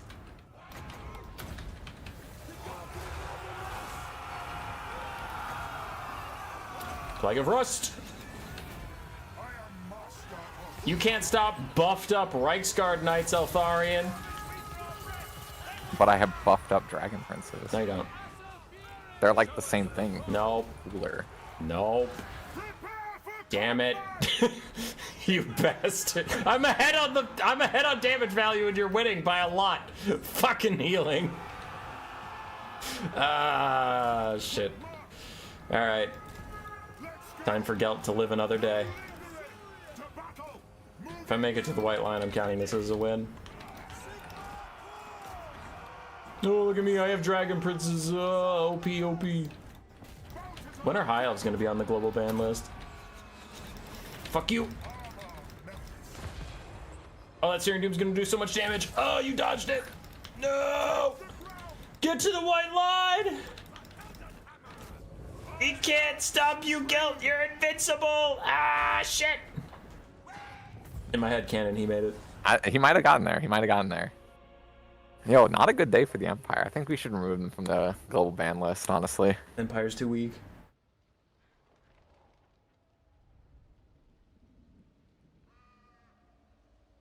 Yeah, those... Yeah, the cannon did okay. I don't regret taking it. It was just kind of annoying pressure against you. Yeah, I kept like... I was wondering what was happening to my Fireborn. I was like, that seems like a good fight. Why are there so many of them dying? And I watched a cannonball kill like 4 of them. I was like, ah, I forgot that was there. I honestly don't. I don't think there's too much I would change about this build right now. I feel like you had some good engagements. I forgot some units at some key points, and yeah. Might cut one Empire Knight because the Reichsguard actually did do very well. Might cut one Empire Knight and get something. I don't know, because I like the great swords. The great swords were great. Spearmen are always good. Yeah, my build, I used to have some, like, I didn't have that bolt thrower, and I couldn't figure out what I used 700 gold on, or where I'd, like, so I just, and I had the Heralds of the Wind. I had 1,500 gold sitting here, and I was like, I have no idea what to do with this. I had a ton of fun with this matchup, and you know what I just realized it reminds me of? Warhammer 2 Vampire Counts versus Bretonnia. Oh. Like, triple Blood Knight, and who was the meta lord back then? It wasn't the Blood Dragon, was it? I think it was. I think Blood Dragon's been, or the Lamian. So, Blood Dragon, triple Blood Knight versus either triple Grail Knight and the Fey Enchantress, or sometimes I saw, like, 2 Grail Knights, 2 Questing Knights in the Fey Enchantress. But that was fun, because then the whole matchup was just who gets the better cav fights wins the game. If every game was like that, it'd be boring. But I do remember getting hyped for seeing that matchup, and I'm like, oh shit. Yeah, if you went Archer build as Bretonnia, you were completely screwed. That was back when the vampires were so good at compromising backlines. Yeah. Well, they still are. The problem now is there's never a backline, it's just a blob. Yes. Turns out when you're the all-melee faction, you don't win the blob fight. It quickly becomes the, I'm just gonna out-blob you meta. Yeah, I'm like, on paper, I'm always like, oh yeah, Vampire Counts versus Warriors of Chaos. That's a pretty good matchup for Vampire Counts. Like, they can kite you, and then I'm like, wait. I load in, and Harry Hammerstorm is just there. I'm like, I keep forgetting this dude exists. Yeah, that's pretty cursed. That's pretty cursed for Vampire Counts now. Alright, I will pick Brett and... Let's go Norska. Kislev. Oh. Okay, yes, I will do Bretonnia. I have a new theory of how Bretonnia works. I have an old theory on how Kislev works, and you don't know it. Even though we literally talked about it. All right. a little hiccup there. Let's... Oh man, I don't have any money. Hold up. I have a new theory on how Bretonnia works. Just give me 6,000 more gold.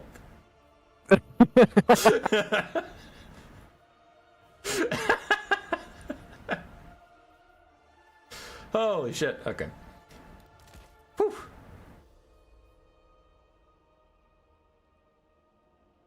Oh, wow, that's a 0. The 0 gold spend. Indeed. Nice. Love that for you. Whew.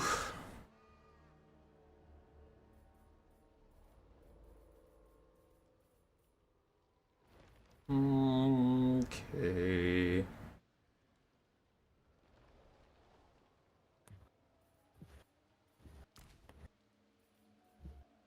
I don't know how this matchup goes at all, because I haven't known this matchup since, like, Kislev's price reductions, and Kislev used to actually be able to contest cavalry versus Bretonnia. Or they just go mass amount of blob. But Bretonnia used to be good against Kislev because Hippo Knights and Grail Knights were just very hard to deal with. Yeah. Without, like, Bear Blob or something. But I don't know anymore, because both of these factions have been nerfed. Pretty significantly, yeah. Yeah, I know that, like, Grail Knights are... People say that they're still good, but I don't know. They kind of feel like ass if you were used to using them before.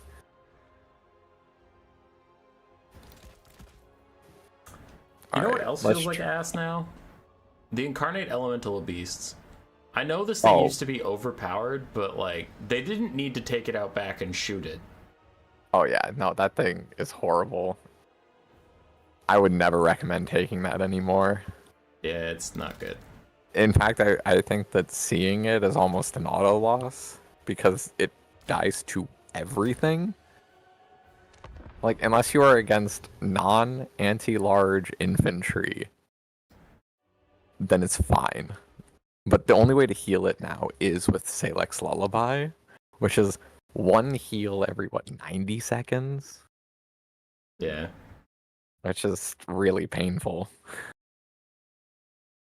And then you have to have a Patriarch who, before, he had the passive healing of the Brazier, or what was it called? Daw's Brazier? No. Yeah, that's it. Is that right? Okay. But they used to have the passive healing, but, like, the Patriarch has always been really, really bad at combat.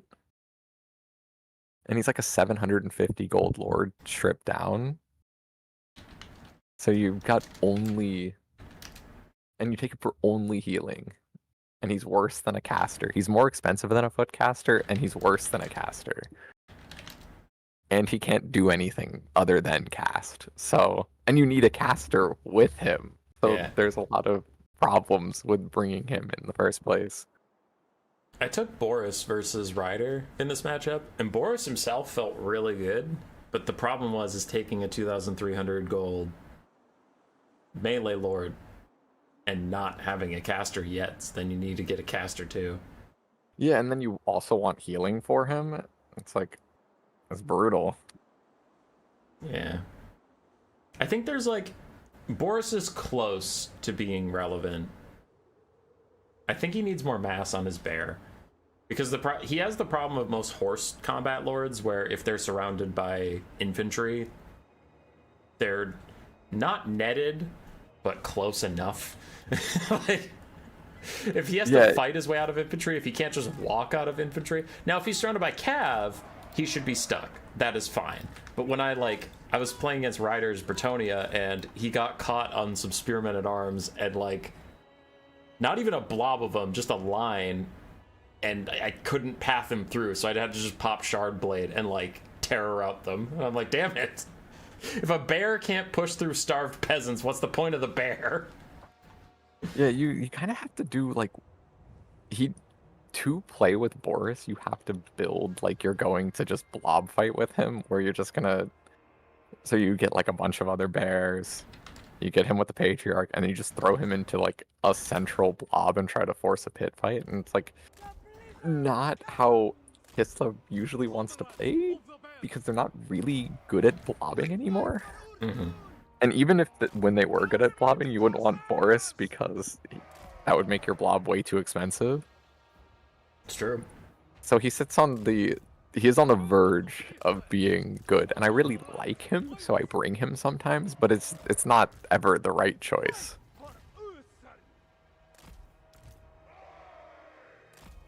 Because Dalton's weird.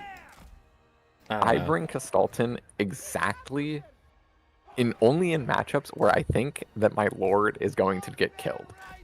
So like against Zinch or against sometimes Nurgle, I think they're gonna just like use the spirit leech that's souped up. What's that called? Death Frost? No, the Nurgle spell. Oh, Rance of Visitations. Yeah. Rance of Visitations. Yeah. Sorry, I was like, what? So I just take Castalton with his healing, his passive healing, and his Salix Lullaby, and I'm just like, just kill him. Like, It'll your take Soul you a Grinder, while. Zinch, just kill him, yeah. Uh, Hopefully I can win the battle by the time he's dead. I'm ready when you are. I don't love your troop count. I am ready. It okay, even if it is mass peasants, I don't know if I win this, but if it's like legitimately 4 Knights Errant, 4 Knights of the Realm, 4 Questing Knights, this is gonna be a huge bitch. Alright, it's peasants. So my theory of Bretonnia now is healing is not worth it because all your targets that were good to get healed are bad now. So Alright. just bring Flock of Doom. I took Mordheim Beowulfs to stop you from healing. Is that helping? Am I helping? They're trying. They're doing their bestest. Goddamn right. Okay, now I feel like an asshole for having like 50 Streltsy. If you're not even gonna partake in the Streltsy battles.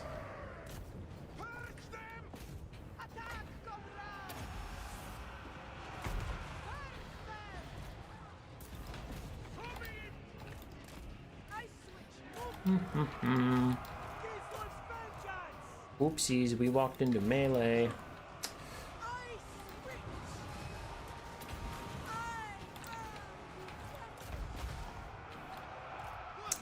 Yo, my muscle memory is so old, I still try and direct vortex spells.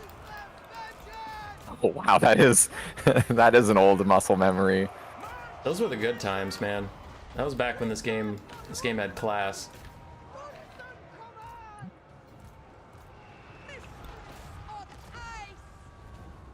Okay, I feel like you didn't have to go that far to do that, but whatever. You're committed now.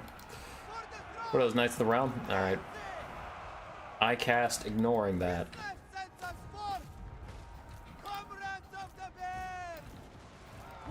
That's a big flock of doom. We didn't like that. Not at all. Please stop.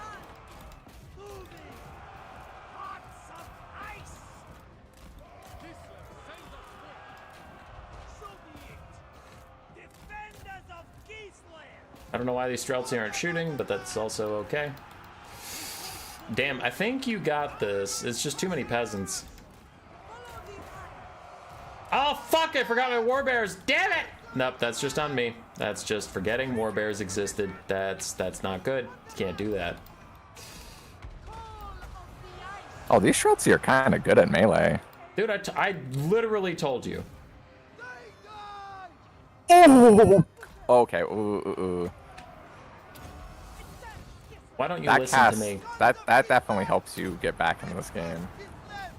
Yeah, whatever. You don't listen to me. What's the point?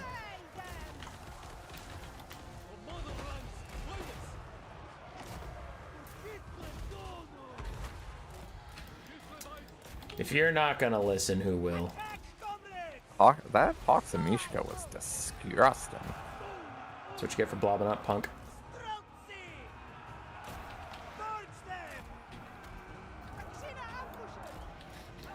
Stop shooting my Akshina. Stop shooting my Akshina.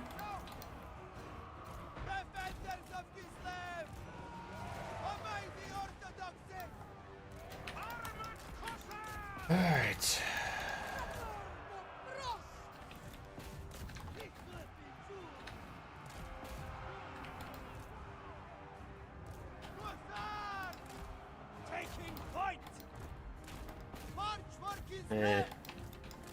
Not a lot of good options there.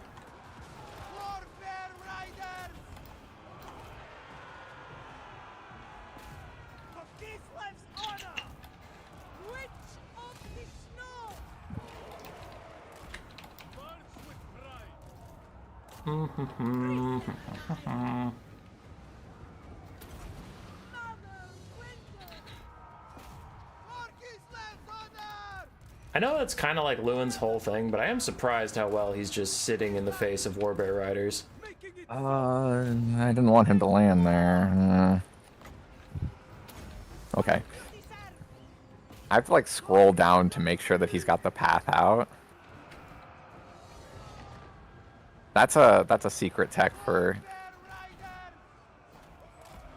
anyone who wants to know how to get out of a horrible situation.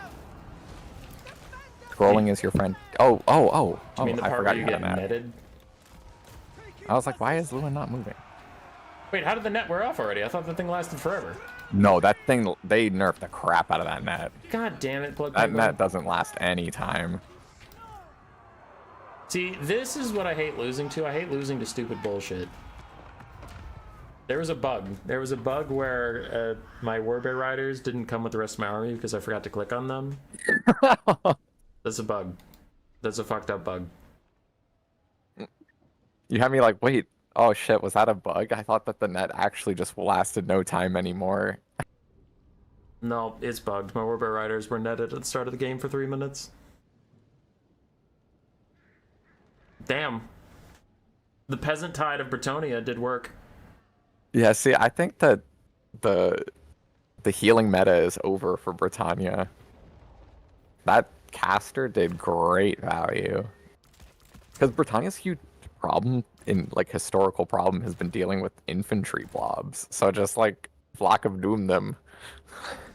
Yeah, I think I can grab some Kosovo dervishes and at least have backline pressure. It's just like the Bretonnia builds I'm expecting dervishes that have literally no job, where it's like Grail Knights and Hippogriff Knights just trying to spam through things. It's like, alright, dervishes are going to do literally nothing, just get in the way of my Streltsy. But if you go with a bunch of cheap knights and like apparently 50 fucking archers, then yeah, I need some dervishes. Yeah, the dervish pressure would have been really disgusting. Actually, I have nothing to deal with that. But I don't know. It's just like going the old school route of Britannia feels like really bad because it's just like you're playing old Britannia, but worse. Yeah. And you're right. The pack trap is now 10 seconds long. Yeah, it lasts no time. They just made Kislev... Everything about Kislev is sad now. Damn. It reduces vigor, though, so... Don't they you can go have from perfect exhausted... vigor? Lewin does not have perfect vigor. Oh, that's right, because he's not a real He Grail Knight. should be a Grail Knight, but he is not. He's a fake Grail Knight. Well, in that he's case, just if the net sucks, I wouldn't take the Wolf Hearts. Cut that. I don't know. Yeah. I think this matchup's pretty doable for both sides. It's an interesting one. Like, it used to be kind of bad for Kislev. It used to be their worst matchup back when Kislev was, like, disgusting, but that's just because Britannia was also disgusting. Mm-hmm. Now, I don't know. It's probably even-ish. Lewin does not have perfect vigor, Bird. It's No, messed up, yeah. but he doesn't. He is not a Grail Knight. He is just the ladies champion. He is not a Grail Knight in this game. And he's only the ladies champion if you take the ladies champion. You can actually just make him just a guy. Just a fucking guy. Yeah, he's not the beloved. Like in my build, he's not the beloved son of Bretonnia. Alright. He's just a guy. I gave you the win on Vermin League. I have time for one more game, not for a whole series. Do you have time for one game? Yeah, I got time. Okay. I've actually been enjoying Warriors of Chaos a lot recently, so I'm gonna go Warriors of Chaos. You can do whatever. I have been for a while trying to get good at the greenskins. If you want to try that matchup, I don't know if that's cursed or not. That's fine. Or we can just do a Norska Warriors of Chaos Do Chaos Brawl. your greenskins and quit Alright. trying to dodge me. You're always out here dodging video games. No longer. Want the Chaos Steed? No. Rock Beast is just better.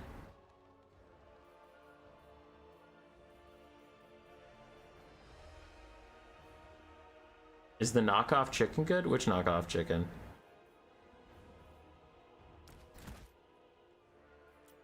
The Demon Prince of Zinj? Are you talking about Sartorial? Sartorial's okay now.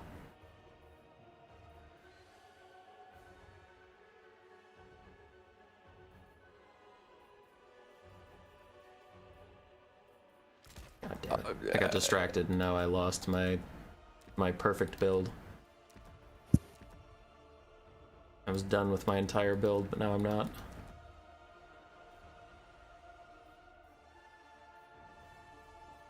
If it's Sartorial, he's good in some matchups, not this one, but the one that's like Kairos. Oh, he's okay. He is okay. How do you fight Warriors of Chaos? Bird says this is unwinnable for Warriors of Chaos, so you need to be able to Oh, win it. maybe this is cursed. Maybe I should have played a different matchup. I don't know. I think I'm gonna win, so.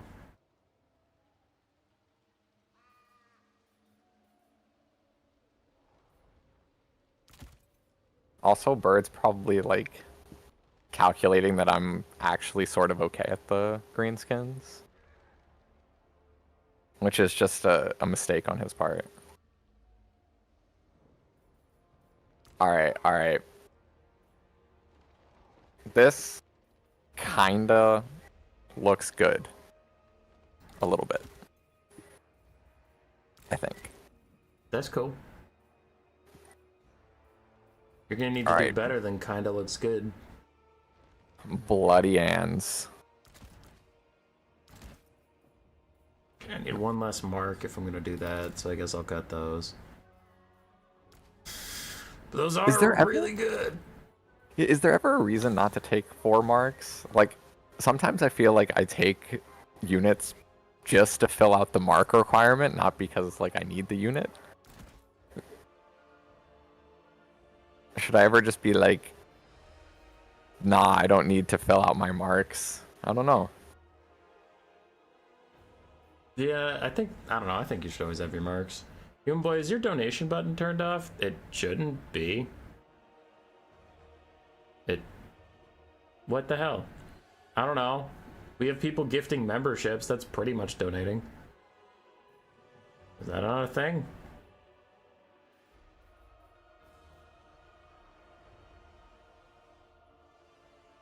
I actually don't know though. Like you should be able to donate, dude. Engage with your audience. So show your support for Human Boy. Super stickers, super chat, memberships, gifting. Yeah, I see super chat still.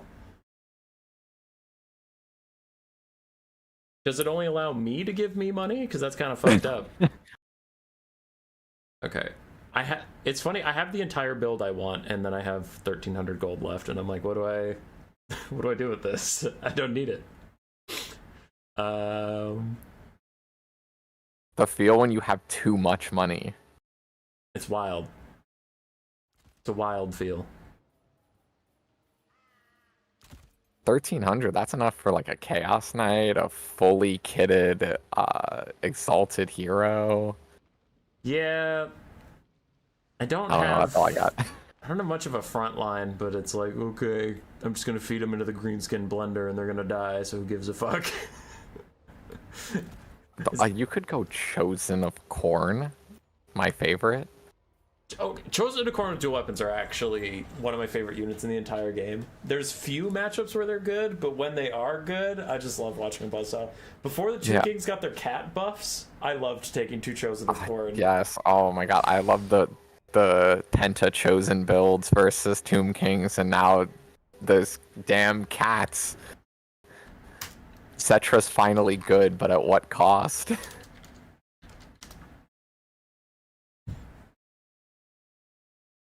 Cetra is really good. I'm shocked they can't get his Chariot of the Gods to be good. Where it's like, to me, the obvious thing is just reduce its cost and make the cat the expensive mount. But for some reason, they're insistent that it has to be his most expensive mount. I don't understand. Like, the Chariot of the Gods has never been good, and they just refuse to make it less expensive than his cat, which is better in every single way. Yeah. And I don't think that there is a way to make his Chariot of the Gods better than his cat, because they do the same thing, except his cat is better at moving through infantry and cavalry and everything. The problem is if you make the Chariot of the Gods as good as his cat is at getting him out of trouble, then it becomes instantly toxic. Yes. Because it's just a smaller model that's impossible to hit. Yeah. That can also weave through everything. So what I think is the healthiest for the game is his current chariot is actually good. The problem is the cat is way better. So it's like you need to flip-flop their price. The chariot needs to be his, I don't feel like spending all the money on the cat, but I still want an anti-infantry duelist character that can kill infinite infantry if you give him time. And then the cat is, I'll spend a little bit more money to be tankier. Yes, I agree with that. Yeah, because I don't think you just buff the Chariot of the Gods continuously until it's toxic, and then it's like, well, this is not fun in a different way. Yeah, they just the chariot should be less expensive too, right? Like, it makes sense that it's less expensive. It's like a quarter of the size of the cat. Yeah. The cat seems like it'd be harder to like construct a giant cat for him to ride than like a chariot. To Jep in the chat saying, Don't at me, lore people. Yeah. Jep in the chat saying, heck no, the chariot isn't good. Like, at a way different price point, the chariot would be good. Like, it functions pretty well as a single entity chariot. It's just crazy overpriced. Yeah, no, Jep, for sure. Like, for sure. His Chariot of the Gods would need to be a lot cheaper. I just don't think I don't think it would be healthy for the game to make the Chariot of the Gods as good or better than the cat, and I would rather it be a cheaper option, because currently it's pretty fine. It just needs to be way less gold. It's crazy overpriced, but like, I sometimes talk about this. I haven't talked about it in a while, but like, my view of health on the game is if I look at a unit and if it does what I think it does, if it beats what I think it should beat, and if it loses what I think it should lose to, then I think it's designed well, and its price needs to go up or down to match that. But I don't really believe in taking something and bringing it up to match its price point if it doesn't make sense in the game. And like, currently, price tags off. Cetra beats the stuff he should beat on his chariot. He loses the stuff he should lose, so I think his price point just needs to come down. But that could just be my opinion, but that's how I'm thinking about it. I think I'm ready. I was kind of half-assed putting my army on the battlefield while I was talking to you. I am ready. Yeah, we're good. We're good. Let me just make some control groups here, and we'll call it a day. Oh, your number is not big. Hey, what? I have lots of units. How? Less than 1,000? I have lots of units. It's not my fault they have low model counts. I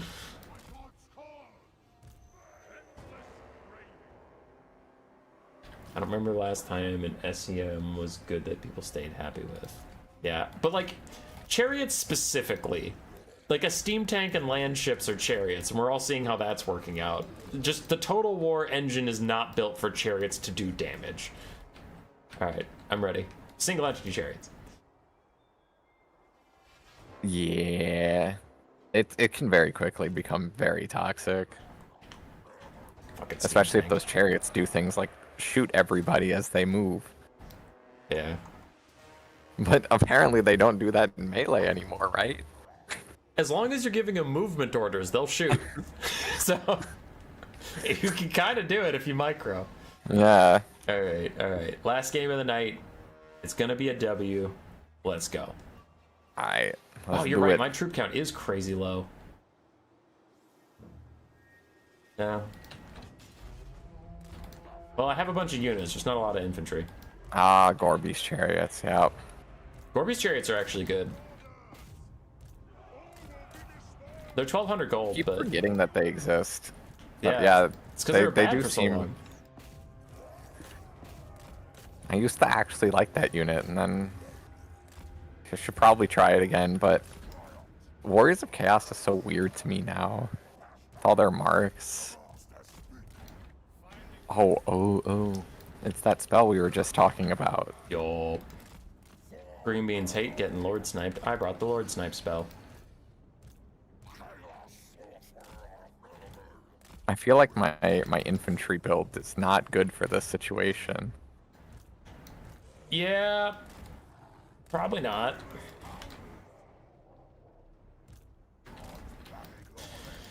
You can forfeit if you want to. You can leave this game behind. Because if you brought infantry and I brought cav, then you're gonna have a bad time.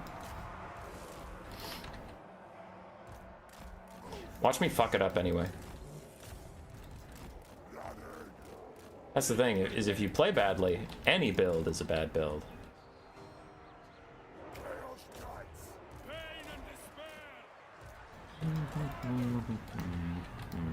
Fate of Muna. That's pretty cool.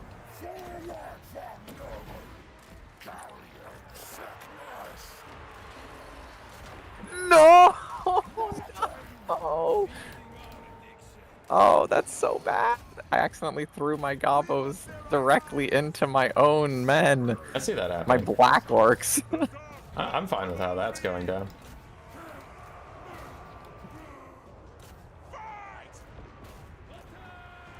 Whee! Chaos Knights. Move fast. Oh, I'm getting netted in my own marauders. Fuck you, horse mounts.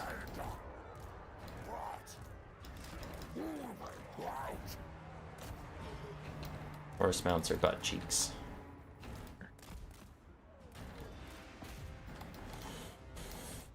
Okay. The one thing that this practice has been gaining me is I am making less mistakes of just like flat out forgetting units exist. Oh no. What? I didn't realize your dogs were still nibbling on that unit. Yeah. That's some pretty severe catch. Oh, and I also just left my caster. That is not good. Yeah. I think it's fine, but you do you, dude. You do you.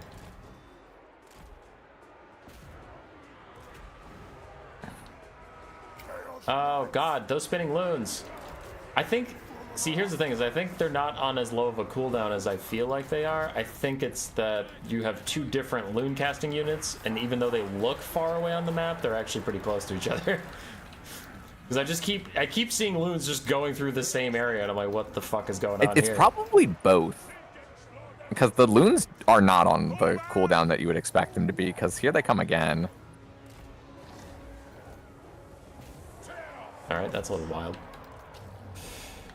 They honestly are on a lot less of a cooldown than you would think.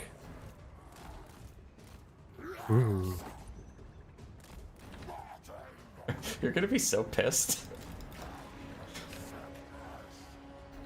What are you Aw. fate of buting now? Whatever, it's not my problem. Nothing's my problem anymore. Because your lord's I'm gonna fate of- die. Oh, To the oh, fun no. interactive counter gameplay spell. Oh, that is a spell that it does exist. Trust me. Wait, as a Skaven, he might live. He might live. As a Skaven main, I'm so sick of that 4, fucking spell. 3, 2, 1. Ayo. Look at that. No way he lived. 260 HP and a dream. That's messed up. Why is I don't think he's ever coming back, your but... river trolls fucking netted my lord? I couldn't get him to run over there where I needed him.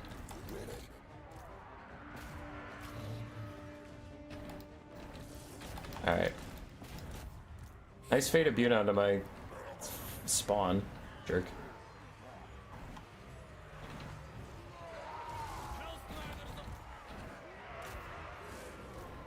Wow, that dude is a kind of badass fighter. Holy crap, he beat her ass. Yeah. He's good.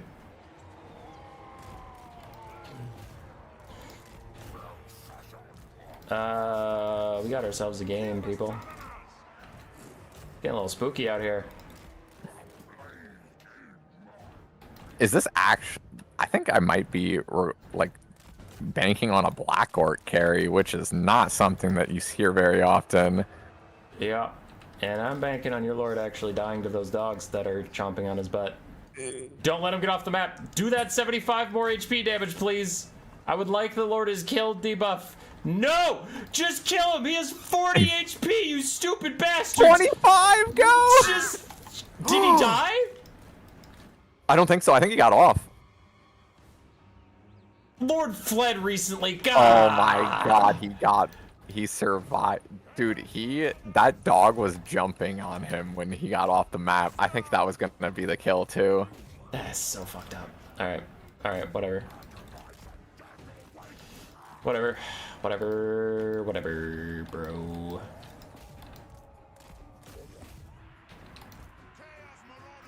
You're up on balance of power, but... but no leadership is a problem. Yeah. But I do have terror. I think that the terror is gonna carry the day. Maybe. And those archers. Okay, that lady shattered, so I don't need to actually do anything about that. Ooh, yeah, that is a lot of terror. Yeah, Everything the just swamp instantly things are so healthy. I think that's... Oh, there are...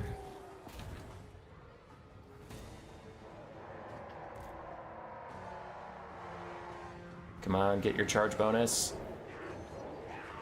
Yes. Charge bonus. Okay. Can the Chaos Lord carry?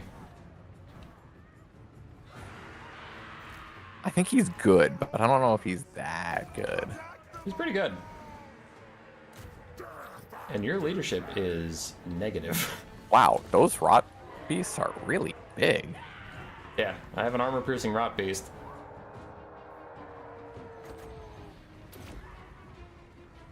But they're like physically way bigger than I thought they were.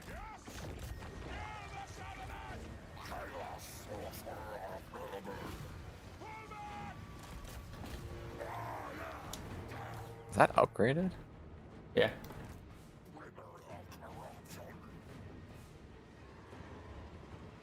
Run, little rot beast, run. I am gonna be one wind of magic. He does heal.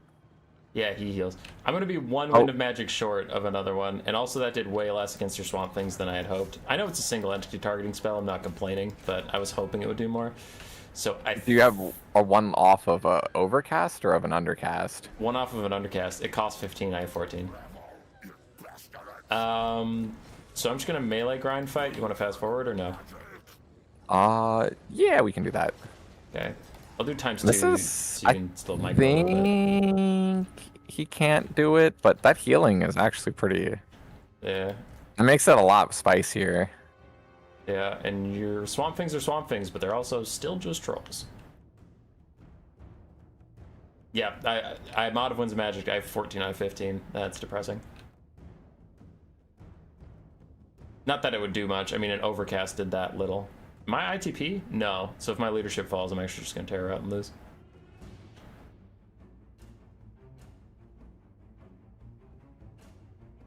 Yeah, I think there's so many black orcs in there. and the broken tusk mob. There we go. GG. Yeah, the Encourager was quite nice. That was a solid game overall.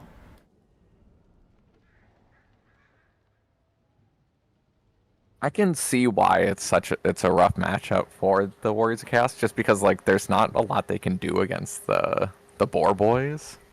Maybe, but like there might be other ways to play it. But in that game we specifically had, I legitimately think it comes to your Lord getting off the battlefield alive. That's true. Because Without that Lord is dead would have been nice. Yeah, they didn't. That might have shattered off my the other Boar Boys that I had and any of like the little gobos that were running around. It would have really just come down to the terror of the swamp things.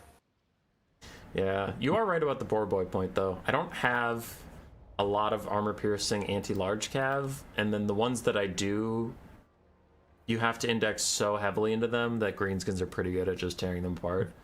Like Skull Crushers and Rot Knights are very expensive, and Fate of Buna exists. Boar Boys with Law exist. Rampages exist, so it's not like you can bring one. You'd have to bring like 3, and then that's a pretty heavy commitment. Yeah, I can definitely see why this would be considered a hard matchup. Also, I don't know why people take DeBoss's loons off of this Night Goblin War Boss. It's sick. I'll be honest, I thought he only threw 1. I didn't know he threw 3. It's like, I think it's 2, but it might be 3. Any chance you could do double Bile Trolls next? I was going to be done for the night. I could do a quick battle and run some Bile Trolls. Oh, the basic Bile Trolls? Oh, those are the Warriors of Chaos. What do you mean, basic Bile Trolls? Oh, I'm sorry. There's only one Bile Troll, Mr. Penguin. I thought we were talking about River Trolls.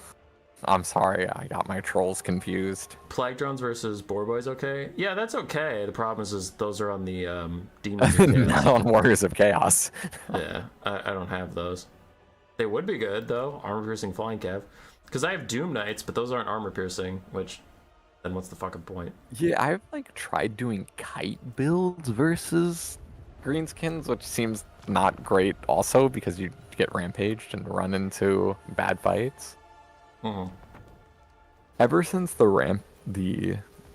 rampage changes to make it so that it's not based on like HP thresholds, this matchup has become like a lot more challenging for the Warriors of Chaos.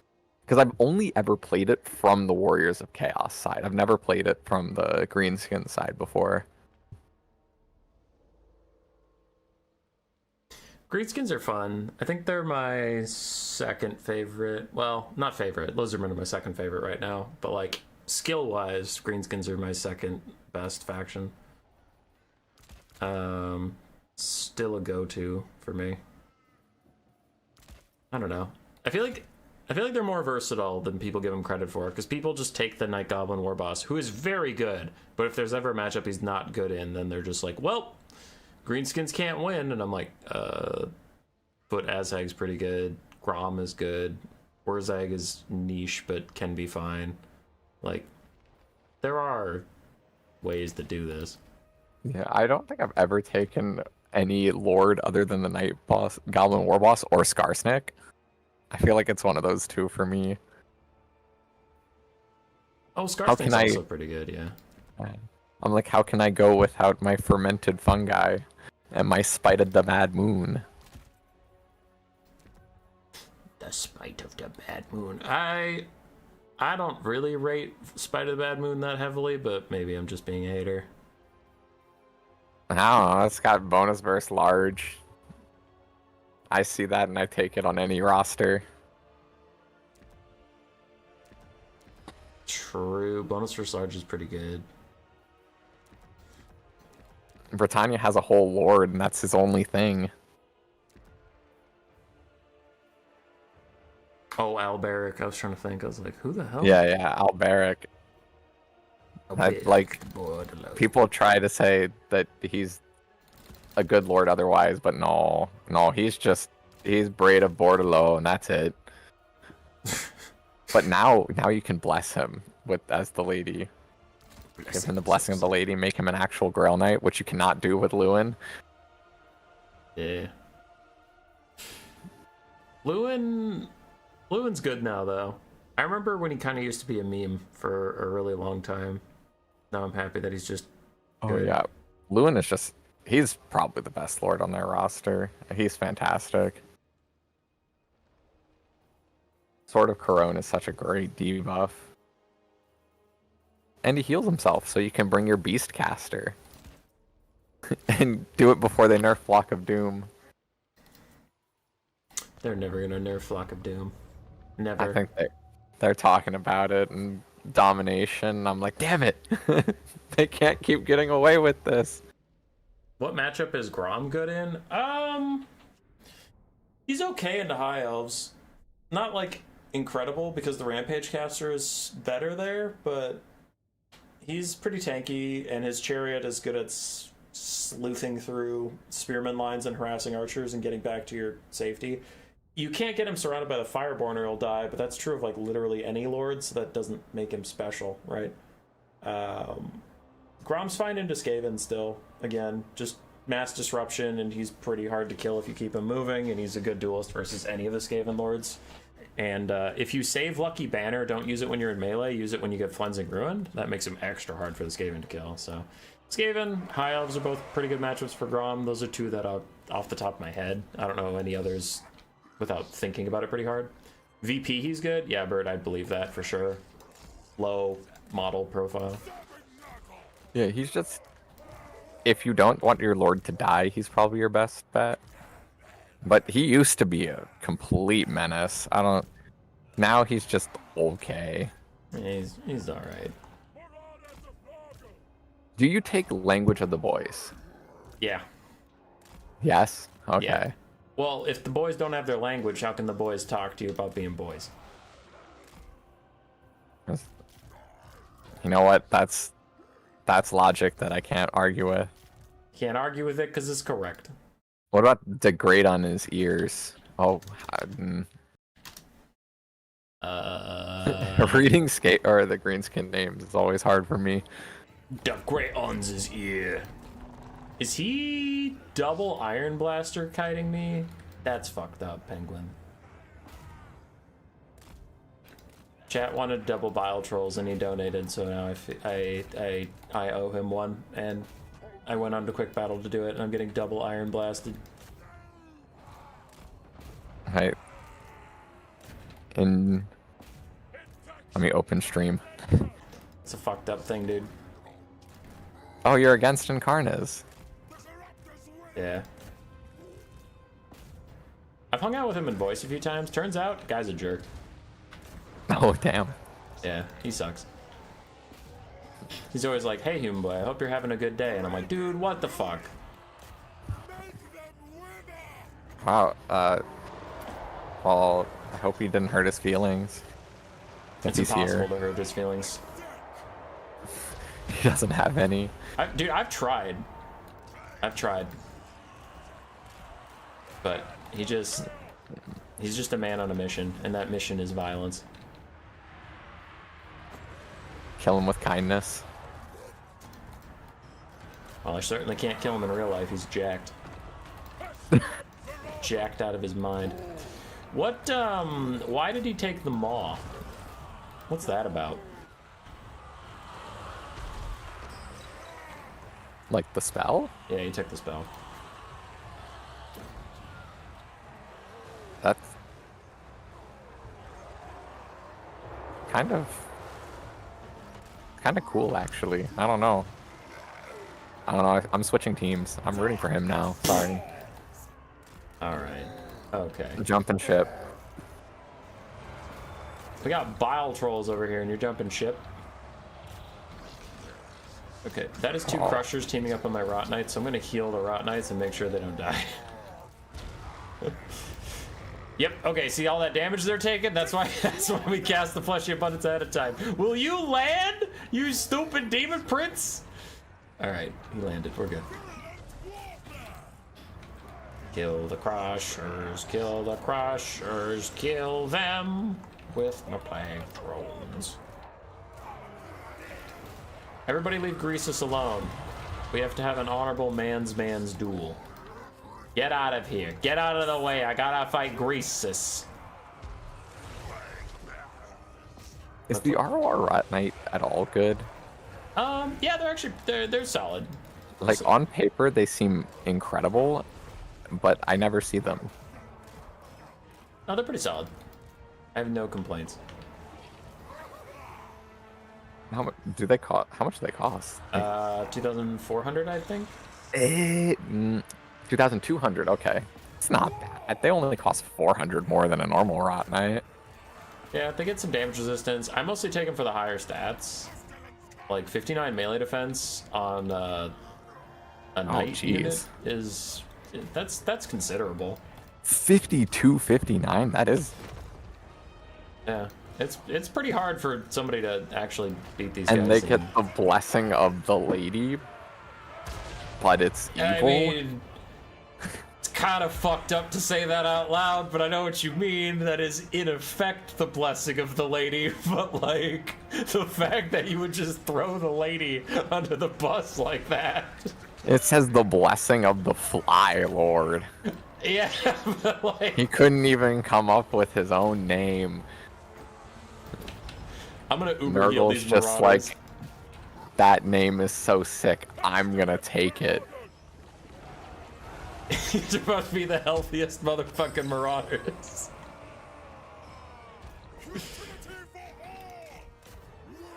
Alright, turns out Greasus is kind of punking the Demon Lord guy.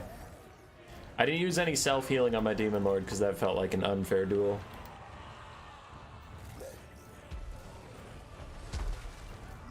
I mean, he didn't use Butcher or Troll Guts on Greasus, so I feel like we had an accord. Vile Trolls are trying to help out now. No, Greasus is kind of he's kind of sick. Yeah. I mean, once he gets there with like his mobility chair, but did they buff his speed ever, or is he still slow? He's still horribly slow. Oh God, 40 speed on the ogre roster. If they buffed his speed, it was his walk speed. That's the only thing they ever buff. By the way, Demon Prince of Nurgle still kind of sucks. Hey, but he flies. The first loss I ever experienced versus Nurgle before they got, like, you know, good units, like the Pestigors, was from a Demon Prince. But that was also back when their whatever the bound spell that they get, Stream of Corruption. Yeah. Back when Stream of Corruption was not nerfed. Blood Penguin, are you going to bed? We could pound out. We could pound out a Shogun campaign. A Shogun? We could play a Shogun campaign. I got nowhere to be. No, that's. I could play Shogun. I have places to be. I don't even have it installed. I don't know what Shogun is. I don't want to get hurt. Oh, damn. I don't want to get absolutely fisted like last time.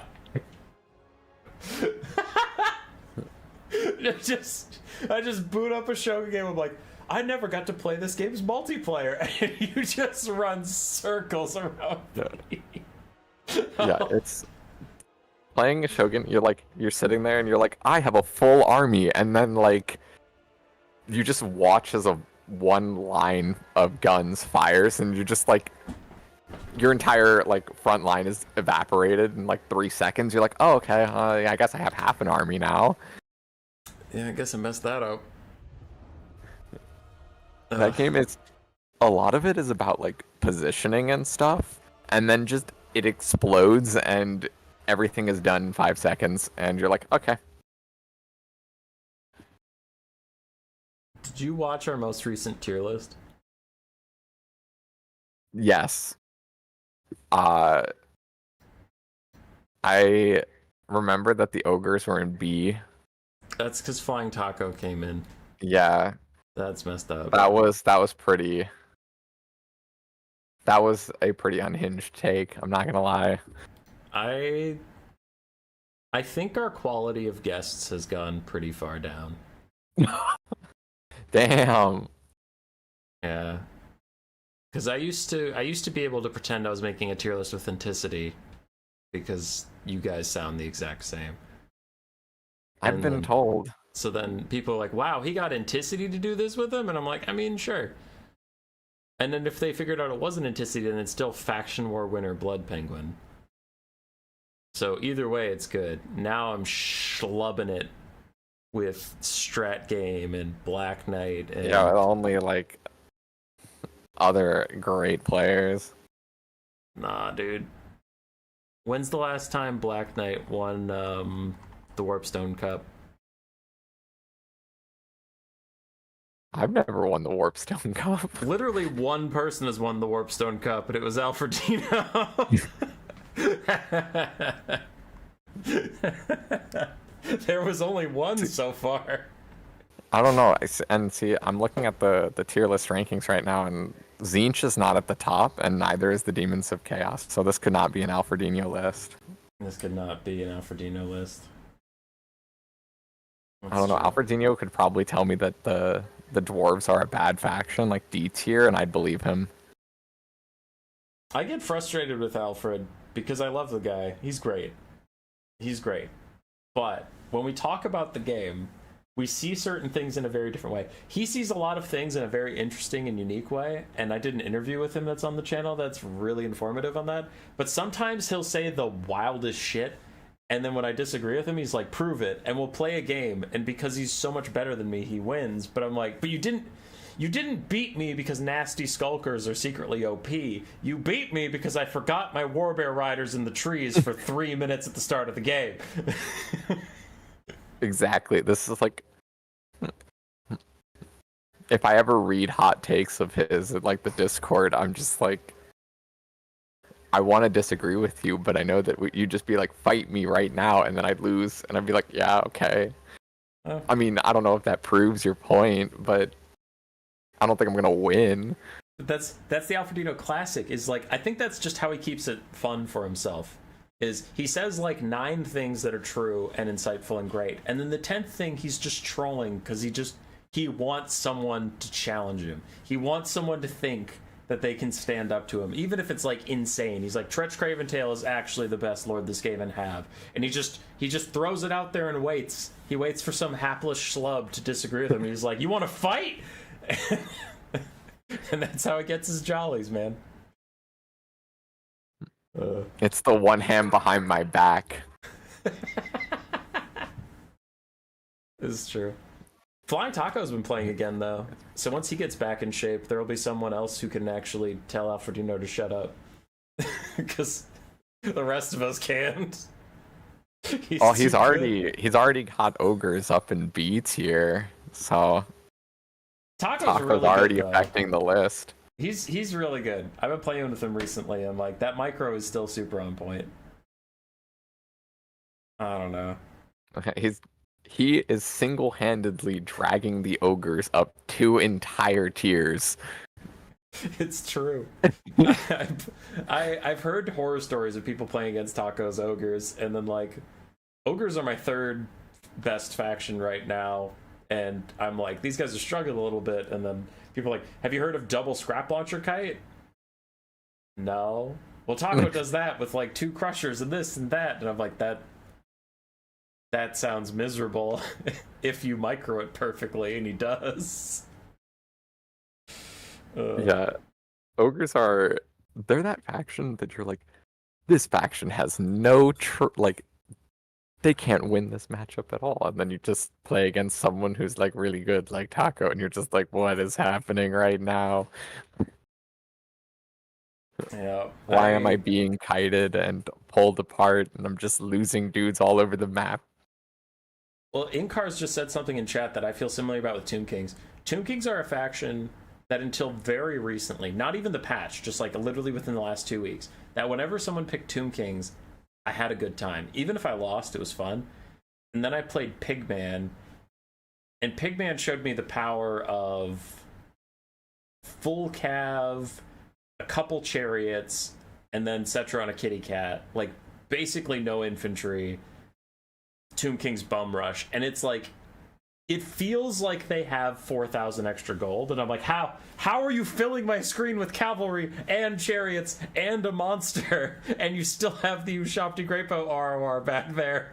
What the fuck? Yeah, I played exactly versus Tomb Kings with Pigman recently, and it's just like the thing that I have with Tomb Kings, my problem with Tomb Kings is that they used to be bad against armored infantry and cavalry. And heavy cavalry, but armored infantry now they just deal with like Cetra and a kitty cat, and Cetra also deals with the armored cavalry because they have like a 9-mana spell that is just like mini Fate of Buna. I took way too long to realize how good that spell was. Like, people kept telling me it was good, and then I would take it and cast it, and like something somewhere for some reason it would do okay but not amazing. I'm like, I'm not sold. And then one day it just clicked where I'm like, that spell is ridiculous. And now every time I see it, I'm like, yep, that's insta-killing the Fireborn for 9 Winds of Magic or something. But like, it's one of those things that after you realize it's broken, you wonder why it took you so long. Where I'm like, people were telling me this for like 3 weeks before I noticed it. I don't know. Yeah, I thought it was fine because I thought that spell was 12 mana, and I was like, okay, I can just counter that with like a regrowth, and the regrowth heals more than that spell, and I'm winning the trade, like the magic trade. And then Strat Game actually is the one who was like, nah, dude, that's a 9-mana spell. And I was like, what? Go into the game, and I was like, oh, nope, that's 9 mana. Yeah. Well, that's my global ban. Here's the last thing, and then I should get going to bed. Here's my hot take that chat won't like. I think healing is balanced now. Like, oh my god. the regrowth nerf where it gives you like no vigor back anymore, that was pretty noticeable. And there is so much fire damage in the game that I actually talk a lot about, ooh, but this has fire damage, so that'll reduce the healing. Like, that comes up a lot. So I'm like, wait, healing actually has some counters. It's been nerfed a lot. And I think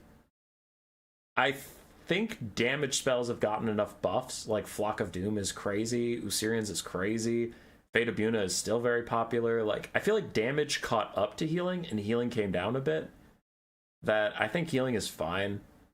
Because if you nerf it too much, like, regrowth is just going to become not a real thing.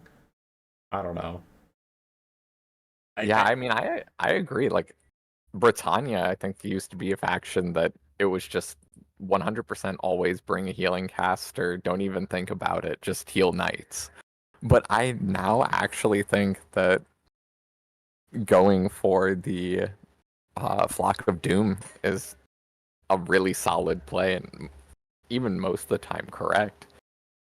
Because, like, it deals with Britannia's weakness, and it's just like, healing it's good, it's not bad, but you want to use it on higher value targets than most of the knights Britannia brings now.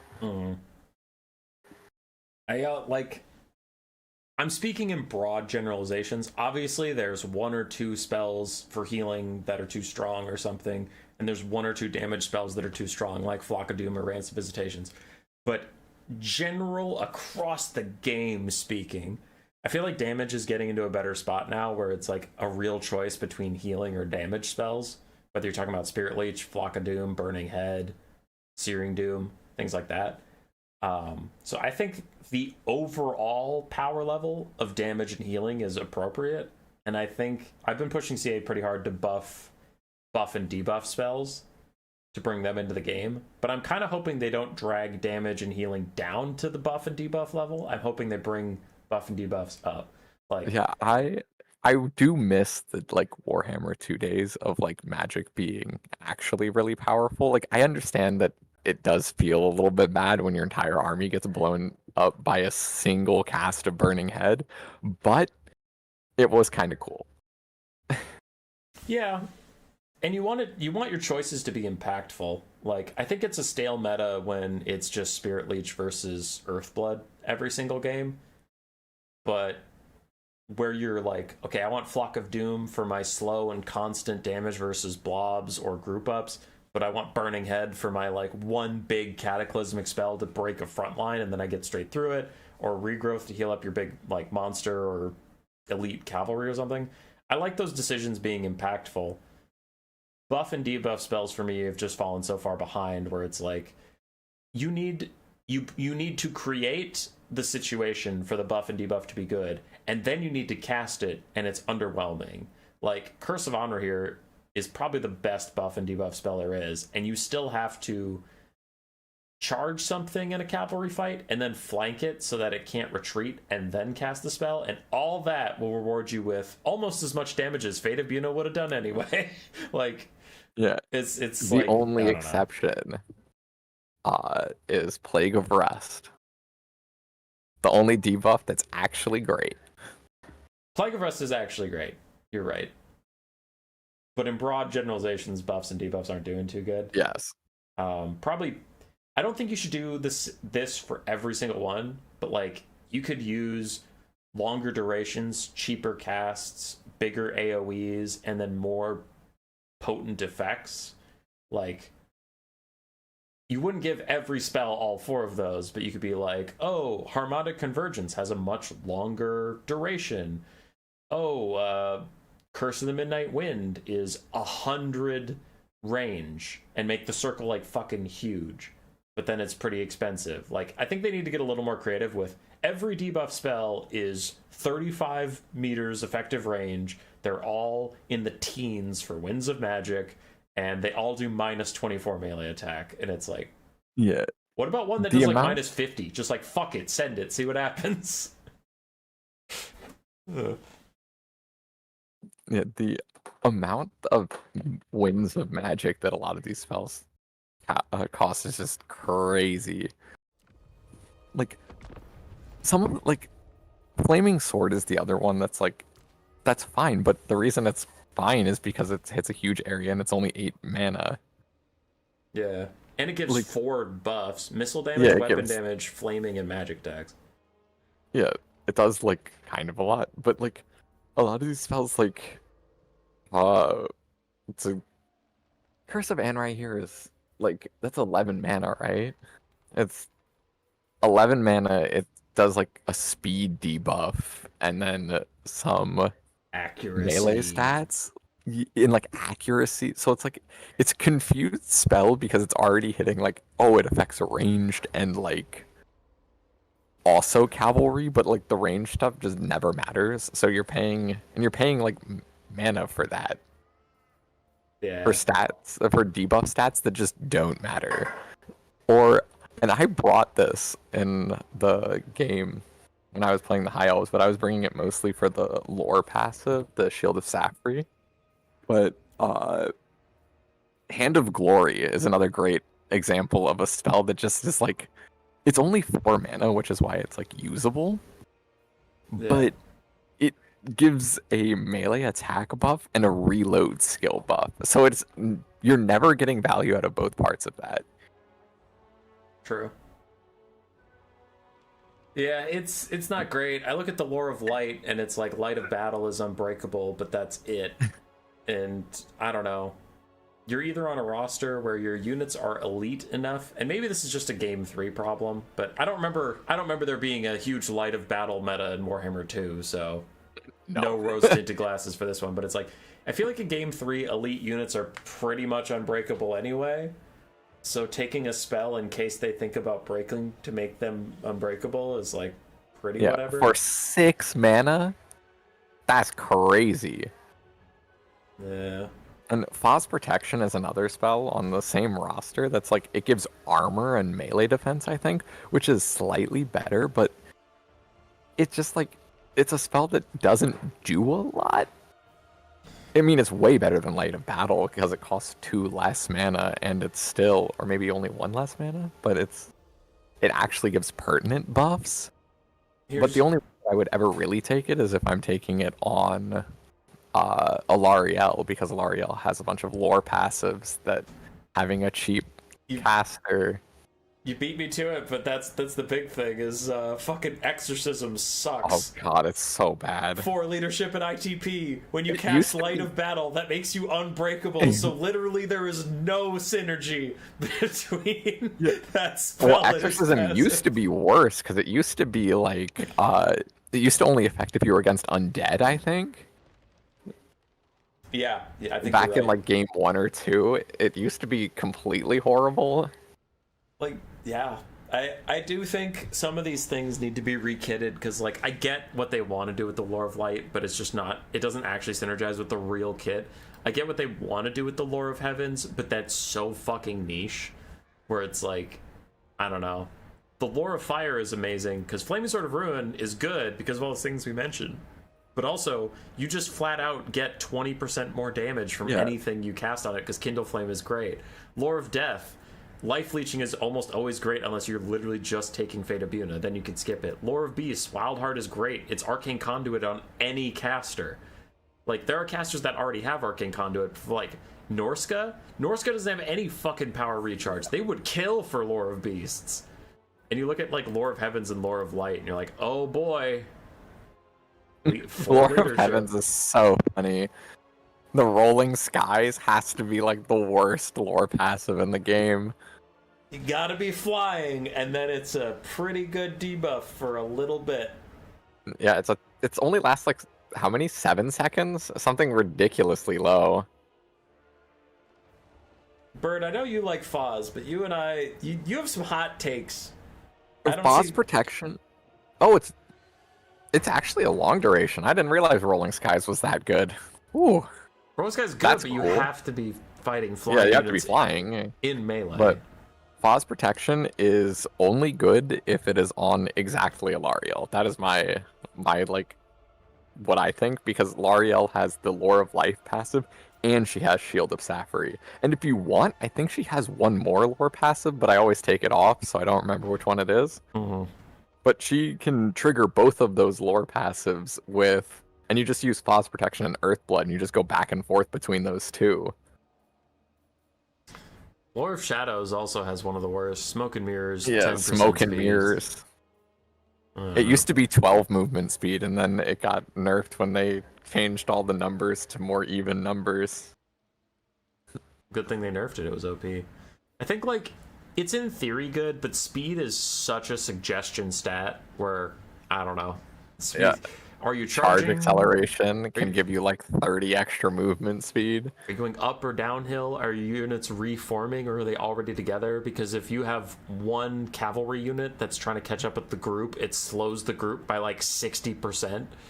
So, I don't know. There's so many variables to speed that I think basing your whole strategy on a 10% speed buff, you're just going to end up frustrated more than you're going to be happy you did that. Yeah, it doesn't act like, you never notice if it is working, so it's whatever.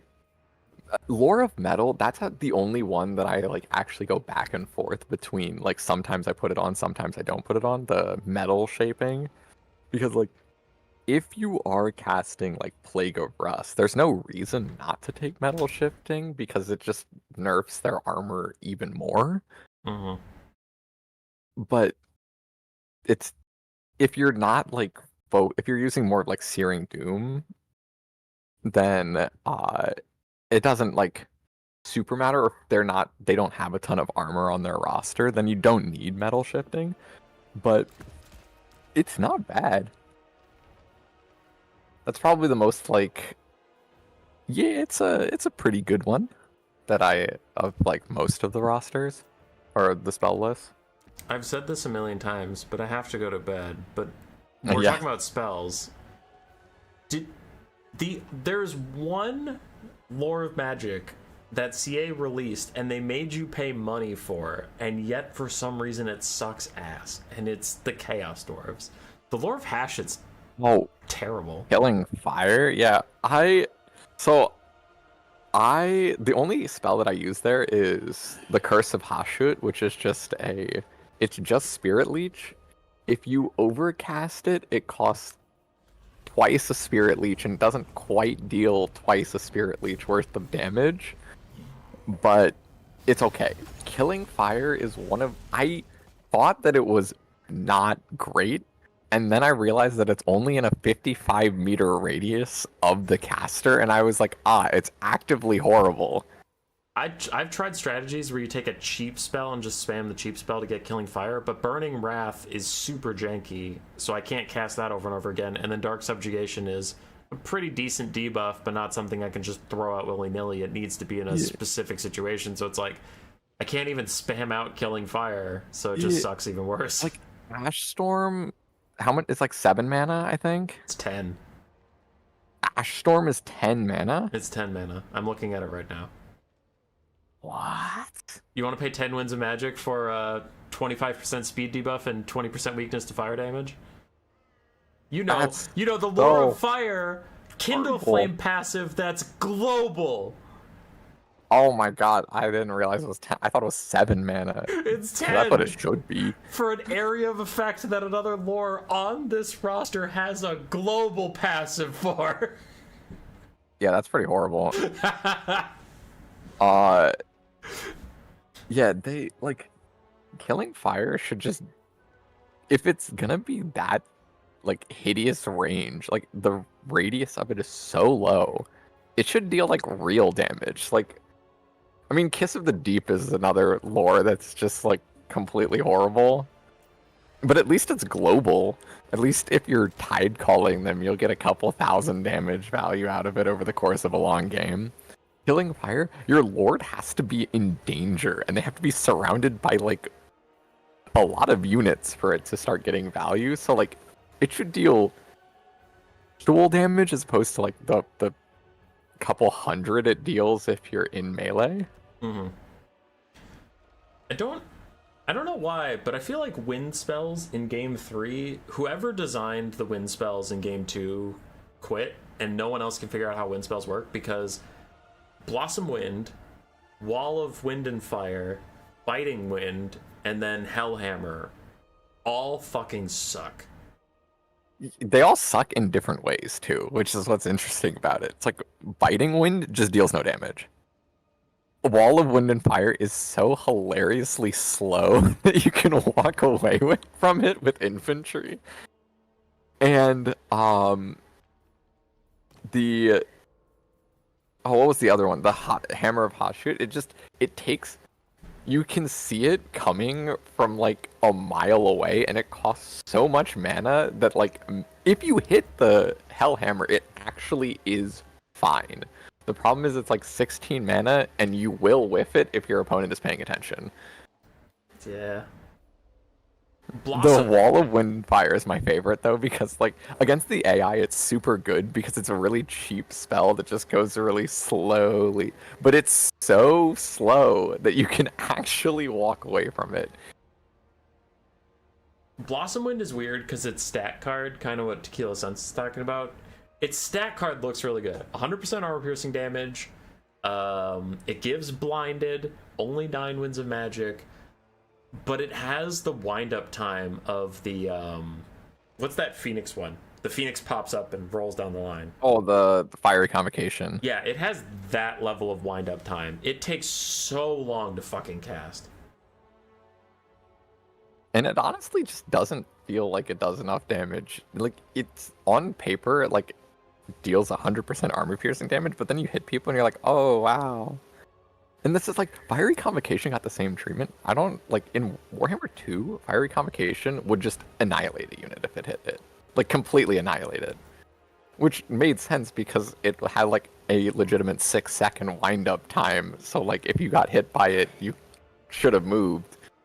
But it would delete a unit. Now, if you get hit by a Fiery Convocation, it deals, like, 50% of a unit's health if it's tightly packed. Yeah.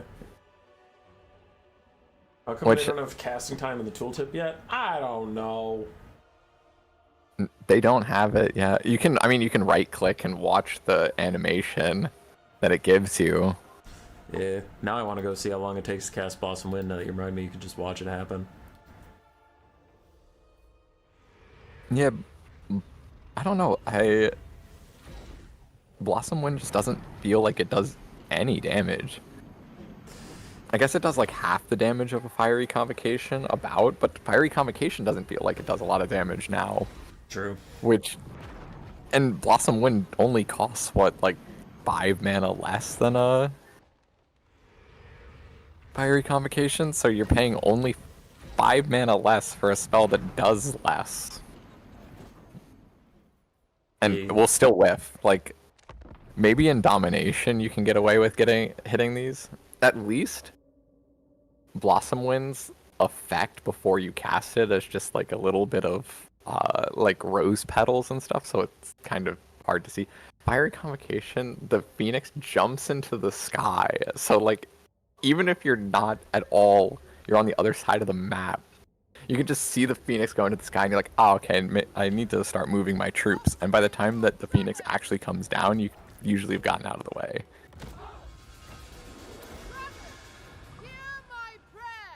Okay, yeah. So right-clicking on the thing made it look a lot faster than it is. One, the movement speed in game isn't as fast from Blossom Wind as it was in the animation thing.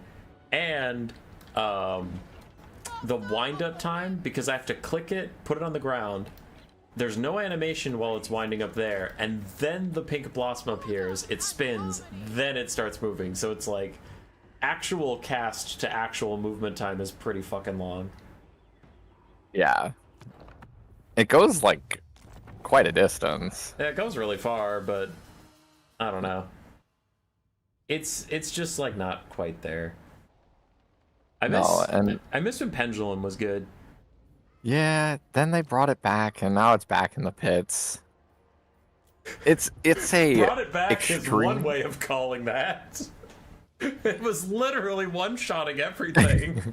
Well, it was one-shotting everything, then they nerfed it, and then they buffed it a little bit, and now it's just sitting in a sad, like, almost usable state. It's almost usable. It's so close to being a thing, but it's not, because there's Pit of Shades. Honestly, Pit of Shades is kind of just okay. Yeah, it's okay. They nerfed the Pit of Shades too, and now Pit of Shades is like, it's okay. Or you could just like Melkod's thing and slowly over time get tons of value. I like Pit of Shades if I know they're gonna have one infantry that I need to stop, like the Silver Bullets. No, you don't need to stop the Silver Bullets. Just let them do their thing. I need to stop the Silver Bullets. I've played enough games with you where it's like, I send Spider Riders, fuck, he peeled them. I send Wolf Riders, fuck, he peeled them. Well, my Savage Orcs are almost there, he peeled them. Damn it, the Silver Bullets are still alive in the late game, and now they're gonna shoot my, like, River Troll Hag. Fuck you, Pit of Shades, peel that! Your cavalry try to peel Pit of Shades.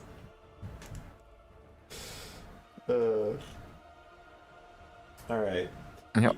You need to stop being such a good guest to talk to, because I was going to go to bed literally an hour ago, and we're still here. But I thank you for your time. Thank you for having me. Famous Empire main, winner of the last faction war that Empire mattered in. Wasn't that... Actually, that was the last one. No, I think that was the last one. Yeah, that was It's been a while. Because Turin all of a sudden started doing faction wars again. Right when I was going to do one. I was the Empire in that one, too. I didn't do so well. Don't watch it. I didn't watch it. Is the Conquest one? No, in the Conquest one, I was Kislev. Yeah, you weren't the Empire in that one, because Alfredino one-shot Ikit with Elspeth. Yes, and I remember. I'm over it. I've actually calmed down quite a lot about that memory. See, I got completely boomed by Berserk's Nurgle. I was like, Kislev versus Nurgle, this used to be a horrible matchup for Nurgle, and it's just like a ton of Pestigors, and I was like, that's pretty good against what I brought. And then, but then, he went on to win, and I was like, yeah, there we go. Making it look like I didn't throw an easy matchup. Yeah. Like, thank you, Mr. Berserk. So, Berserk's a safe bet to win. Him and Alfred. In the Warpstone Cup, It's a double-edged sword. I'm glad we got to see Berserk versus Alfred because that series was hype. It sucks that it wasn't in the finals. Yeah, it was top 8. Yeah. So Berserk going out as top 8. You're like, yeah. yeah, that's I didn't pretty even rough. get to the top 8. We I had a got good my top eight though. I got Gentle Rat, netted my Grail Knights, and fucking hit them with the. You said it's a bad lore of The magic, Flames but of Asgore the net. Flames of Asgore. Yeah, I cast that as that's a short on my channel. That was hilarious. But yeah, Yes. who was our top 8? It was Stingers, Gentle Rat, Alfredino, Berserk, Bird, Tim the Wilder, Seepa, and Pigman? No, Pigman took over for, or did Sipa take over for someone? Oh, Segos! Segos was in there. Segos, yeah. And Segos and Sir Groot. That's too many people. Someone wasn't in there that I just listed. I think Pigman wasn't in it. I think it was Sipa. Because I think Sipa versus Alfred was the finals. Seepa was in there, yeah. Bird says not me. Oh, okay. He didn't get to top 8. Still, we had a pretty good top 8. I think, and like, no shade to them, but we're talking about top 8. I think if like pure power rankings, I don't think Stingers and Gentle Rat should have been up there.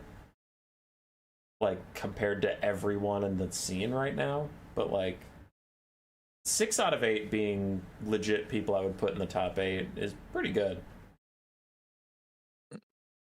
Whoa. Gentle Rat beat me. What are you saying? Yeah, but were you super in shape? I'm not putting myself up there either. I'm just saying. No, I was like, that was right after the new patch, and I was like, I haven't played this in weeks. I'm sure this will go fine. And then he picked like Skaven and the Chaos Dwarfs, and I was like, I don't know how these factions work. And this was right after Skaven became good again. Uh-huh. I was like, I'll pick Dark Elves into Skaven. This is such an easy matchup for Dark Elves. And then I thought it was a good matchup until you were casting the game, and I knew I had lost at this point, but you were casting the game and you're like, I think that this is a terrible matchup for Dark Elves now. And I was like, is it? Yeah, it is. What have I done to myself? Bird sent me the list. So it's Gentle Rat, Stingers, Segos, Seepa, Alfredino, Tim the Wilder, Sir Groot, and Berserk.